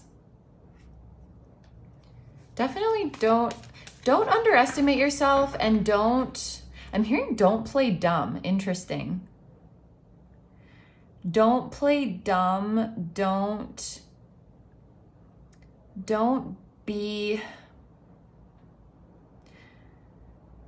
dumb in order to be agreeable or in order to be sweet or in order to flatter someone. Interesting.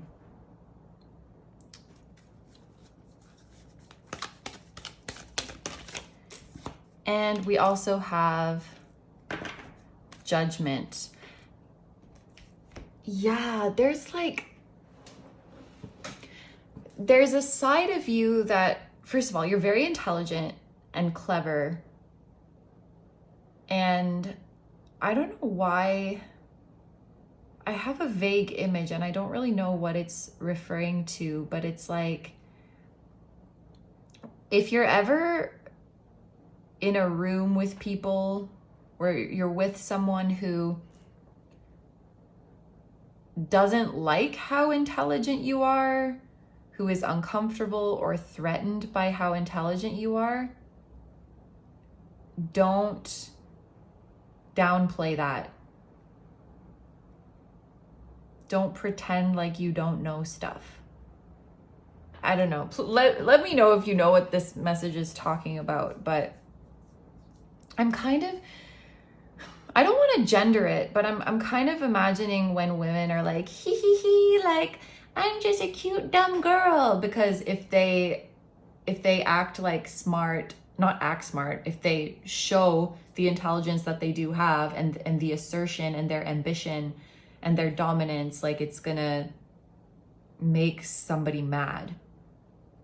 And your higher self is saying, okay, let them be mad then. Like, you don't need them. Don't play dumb, don't act dumb. There's something like that. I guess I could also interpret it as like not dimming your light. I do think that there are certain people who will be committed to underestimating you no matter what, or certain people who will be committed to discrediting you no matter what. And that's their personal issue. Something that your higher self doesn't want you to do is waste time over explaining yourself or justifying yourself or trying to prove yourself, because there's certain people, and maybe this is a specific person in your life who has this energy. It's like nothing you will do is ever good enough. And it's not because of you, it's because that's just what they've decided. They've just decided that they're not going to be impressed by anything you do because they feel threatened or they feel intimidated. And so they have to see you as a version that is smaller. They have to see you that way to stay comfortable. And so no matter how big or impressive or convincing what you do is, they'll find some way to discredit it. Maybe for some of you, this is a specific person, like a boss or a family member or something like that. And don't let that harden you, and don't fall for their game, because it's not a winning game. I'm also thinking of that. There's some analogy, I didn't make this up. I can't remember if maybe it's about arguing with a dumb person. And it's like, they say it's like playing chess with a pigeon. The pigeon will just knock over all the pieces and shit all over the board and then fly away thinking that it won. And so you may be trying to play chess with some pigeons, and and your higher self doesn't want you to do that. Like, you don't mind the pigeons. Pigeons are lovely, like the real pigeons. We love pigeons over here, but we don't play chess with them. Okay, we just 33 as I'm saying this. Which maybe with this past lives thing, maybe that's kind of a karmic lesson for you, or a past life lesson for you, where in a previous life you got lost. You became so hell-bent on trying to prove yourself that you lost sight of what really matters. This is very specific. I just pictured you as like a father, and you have like a wife and kids, and you became like, you have a boss who's never satisfied with you, or some rival at work, and you become obsessed with proving this person wrong and defending your honor, that you start neglecting your family. And they're like, come on, it doesn't matter. But you just get like, no, I have to show them that I can do it. I have to show them that I am smart. It's almost giving, I know obviously this card isn't here, but it's kind of giving Seven of Wands energy. Like, you need to know what battles are worth fighting. Yeah, because I just feel like the Page of Cups is so pure and beautiful. And then there's just this, I'm taking this very literally, this judge just sitting on the chair, and it's like, nothing will be good enough. You also might be judging yourself by unfair standards, you know? Like, you're a fish and you're judging your ability to sit in a chair. Fish aren't supposed to sit in a chair. You're judging yourself for your ability to do things that you were never supposed to do in the first place. Or trying to look a certain way. You were never supposed to look that way in the first place. That's not you. The only person you need to look like is you. The only person you need to speak like is you. You get the picture. Okay, so for the last part of the reading, we're going to use a couple of oracle decks, and we're going to read these ones from the guidebook. So first, I am shuffling the Cosmos Oracle.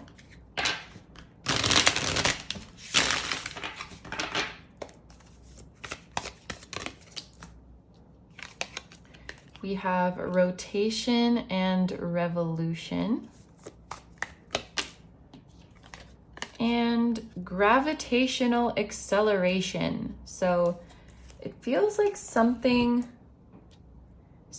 gaining momentum, especially something that you tried over and over and over again, because I'm thinking of this as like going around in circles. You try it over and over and over again until one time something clicks and it works, and now it's suddenly gaining a lot of momentum. If at first you don't succeed, try again and again.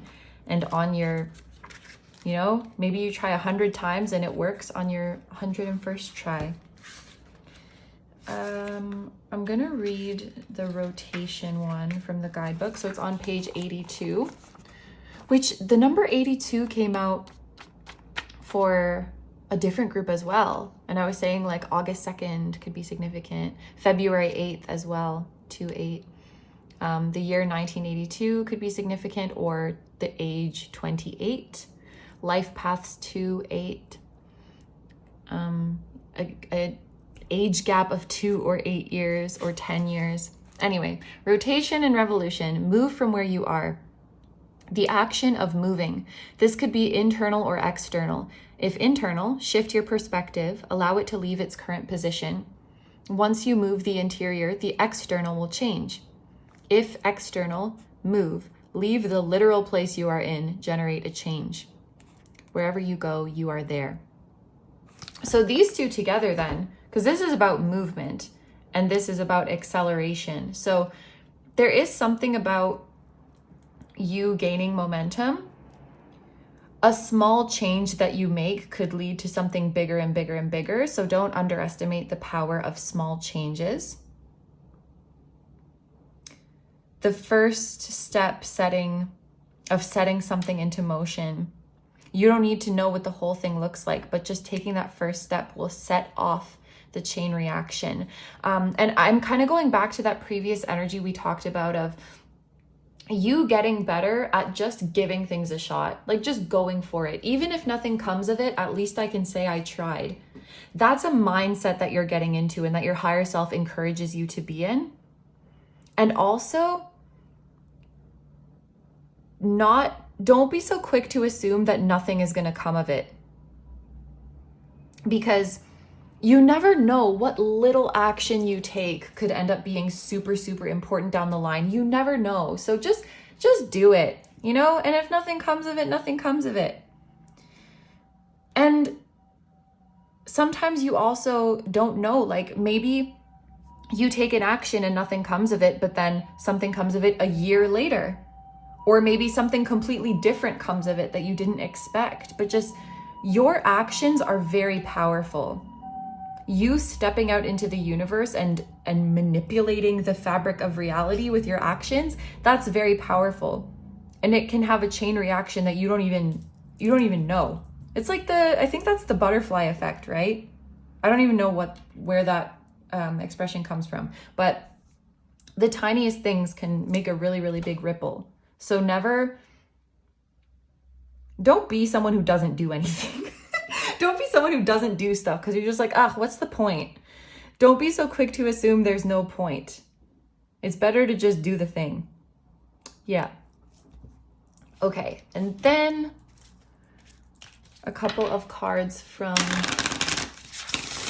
your wise animal body.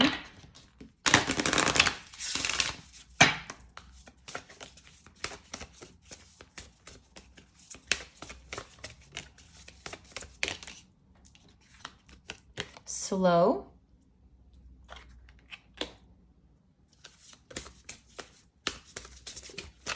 I was just talking about this with my friend recently of like, enjoy the slow moments because one day when things really, really speed up in your life, you're going to be glad. We always want what we don't have, right? So imagine things are really, really slow at work and you're like, there's no business coming in. I wish I had more business. And then you get flooded with business. You're going to be like, I wish I had a moment to slow down. So enjoy the slow moments while you're in it. And also, if you find yourself frustrated by slowness or stagnation, ask yourself, what can I do with this time? What can I do with this stillness to better prepare when my blessings do come? I kind of had an experience like this when I was coming back to Japan. I had a lot of extra time to kill. Like I was very early. I had a lot of time to kill. And so I was being very slow and deliberate with my movements. And I was doing all these extra little preparations and precautionary things that I normally wouldn't do just because I had time. And literally every single one of those things saved my ass later when I didn't have as much time, which I didn't think in the moment that those little precautions were going to be necessary. I was just bored and I had time. So if you're in a slow moment, ask yourself, what can I do with this time? Is there something I can prepare? Is there something I can set up? Is there something I can create? This extra free time is a gift. This slowness is a gift. And I can do things that future me will thank myself for when things inevitably get fast and hectic again.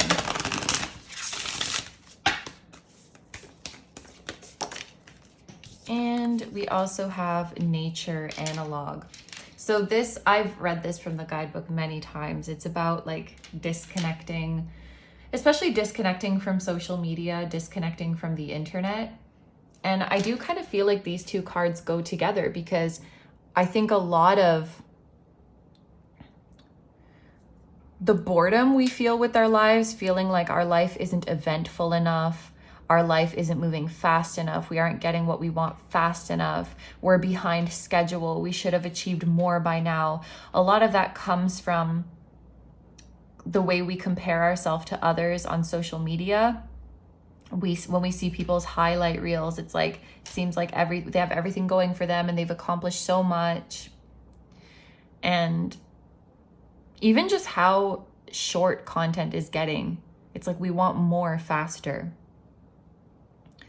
So disconnecting from the internet and connecting to nature could help you embrace this slow energy.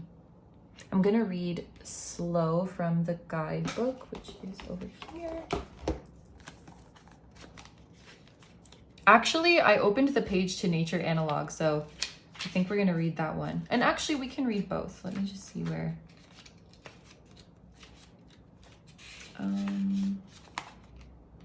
Slow is, I can't find it. Oh, here it is. Okay. We're gonna read, we'll read both. So slow is on page 97 and 98. When we are going through a tough time, our inclination always seems to be to try to push through it as quickly as possible.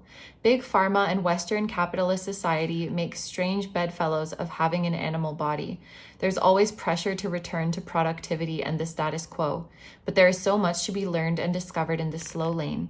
We truly cannot process our lives quite the way we need to if we never take a moment to stop, breathe, and listen in. How would you describe your pace and energy to someone else? What would your reaction be if you suddenly had to take your life 20, 30% more slowly?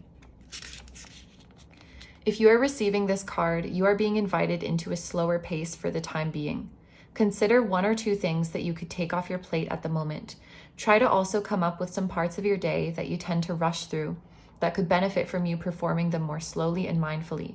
Change up your pace for a few days and see how you feel. And your mantra is, I'm not interested in winning any races. Slow and steady is the pace for me. For nature, this is on page 110, 111, 112, 113, 114, which could be relevant numbers. Nature is where we come from and where we will return to when we pass away. The quiet and riotous rhythms of the natural world are our birthright and our true saving grace. Cities, the grind,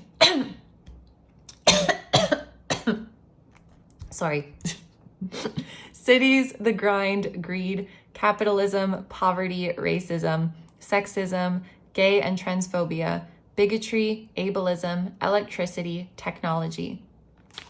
I need to drink tea. 1 second.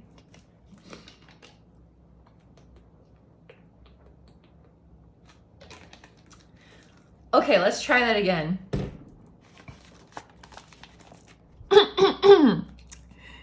We as a species, with our big brains and our God complex, have shaped, altered, and perverted the natural state of things to the point where it is, at times, unrecognizable. It is no wonder that we suffer from stress and disease when our environment and the things we've become habituated to, even addicted to in some cases, are not in any kind of natural rhythm. Take our smartphones as probably the most poignant and insidious example. Most of us own one, and most of us have social media apps on them. How many hours do you spend mindlessly scrolling Facebook, Instagram, Twitter, only to feel more anxious than when you began? These phones and the apps are specifically geared towards producing a dopamine response in the brain to keep us addicted to opening them up over and over again. But the ultimate experience of these apps is not one of soothing or calming. In fact, there's a new term for a phenomenon called doom scrolling, which is essentially scrolling through bad news, even though it causes us distress. Since social media has now become a hub for everything, we get updates from our friends, influencers, celebrities, and our global, local news. Unless we have carefully cultivated the digital space, we are often inundated with information, much more than we can actually absorb. This sets our nervous system on edge. Not to mention the prevalence of online bullying and trolling and the culture of comparing ourselves to one another. For all of its potential joys and uses, the vast majority of people, especially younger generations that have more or less grown up in the internet, are really seeing the negative effects of these digital spaces. The effect of stepping foot into nature is the exact opposite. It is a balm and a salve for all that our society throws at us. It does not need to be anything else other than itself, and it is perfect just as it is. It helps us to remember that we are perfect as we are too. So maybe like a social media detox or just disconnecting is a part of your glow up as well. How much time per day do you spend on your phone? Most phones have a screen time app that averages out how much time per day is spent. If you haven't already, put the screen time app on your phone. There are also apps that track your activity on each app you use and can put a cap on it daily. If you feel you need to, put a daily limit on your phone usage and stick to it. That is the key. And whenever you can, put your phone away completely. Just go do something else. Analog life is good life. And get outside into nature as often as you can. Sit under a tree, watch some birds, do some grounding, get into your senses, take in the fresh air, watch the rhythms of nature. And do not look at your phone. The mantra is, I return to the rhythms of nature. Time and again, my wise animal body knows the way. I think this is one of my favorite cards in the deck. I love nature. So, group number 3. These are all the messages that I'm seeing for you. So I'm going to end your reading here. Thank you so much for letting me do this reading for you. I hope you have a wonderful day or night whenever you're watching, and I wish you all the best. Please take good care of yourself. Stay healthy. Don't forget to like, comment, and subscribe if you feel like doing that. If you enjoy my content and you'd like to find me elsewhere, I'm going to have linked down below my tarot reading Instagram, my personal Instagram, my Patreon, where you can watch tons of timeless, exclusive pick a card readings just like this one. And in fact, this topic that we did today was actually suggested by the community over on Patreon. So thank you guys so much for that. I will have that link down below if you want to access the exclusive content and also suggest topics for future videos. I will link my music channel, which includes the intro song of this video. That is an original song. I'll also have my latest release link down below. And finally, my vlog channel and my merch, which features the floating temple that was at the start of this video. Thank you guys so much for supporting me, my channel, and anything I do. I really, really appreciate having you here. And I'm sending so much love to you, to your higher self, to anyone who may have appeared in this reading, to their higher self, to your spirit guides, your spiritual team, and all of your loved ones, both here on earth and in the other realms. And I will see you guys in the next one. Bye-bye.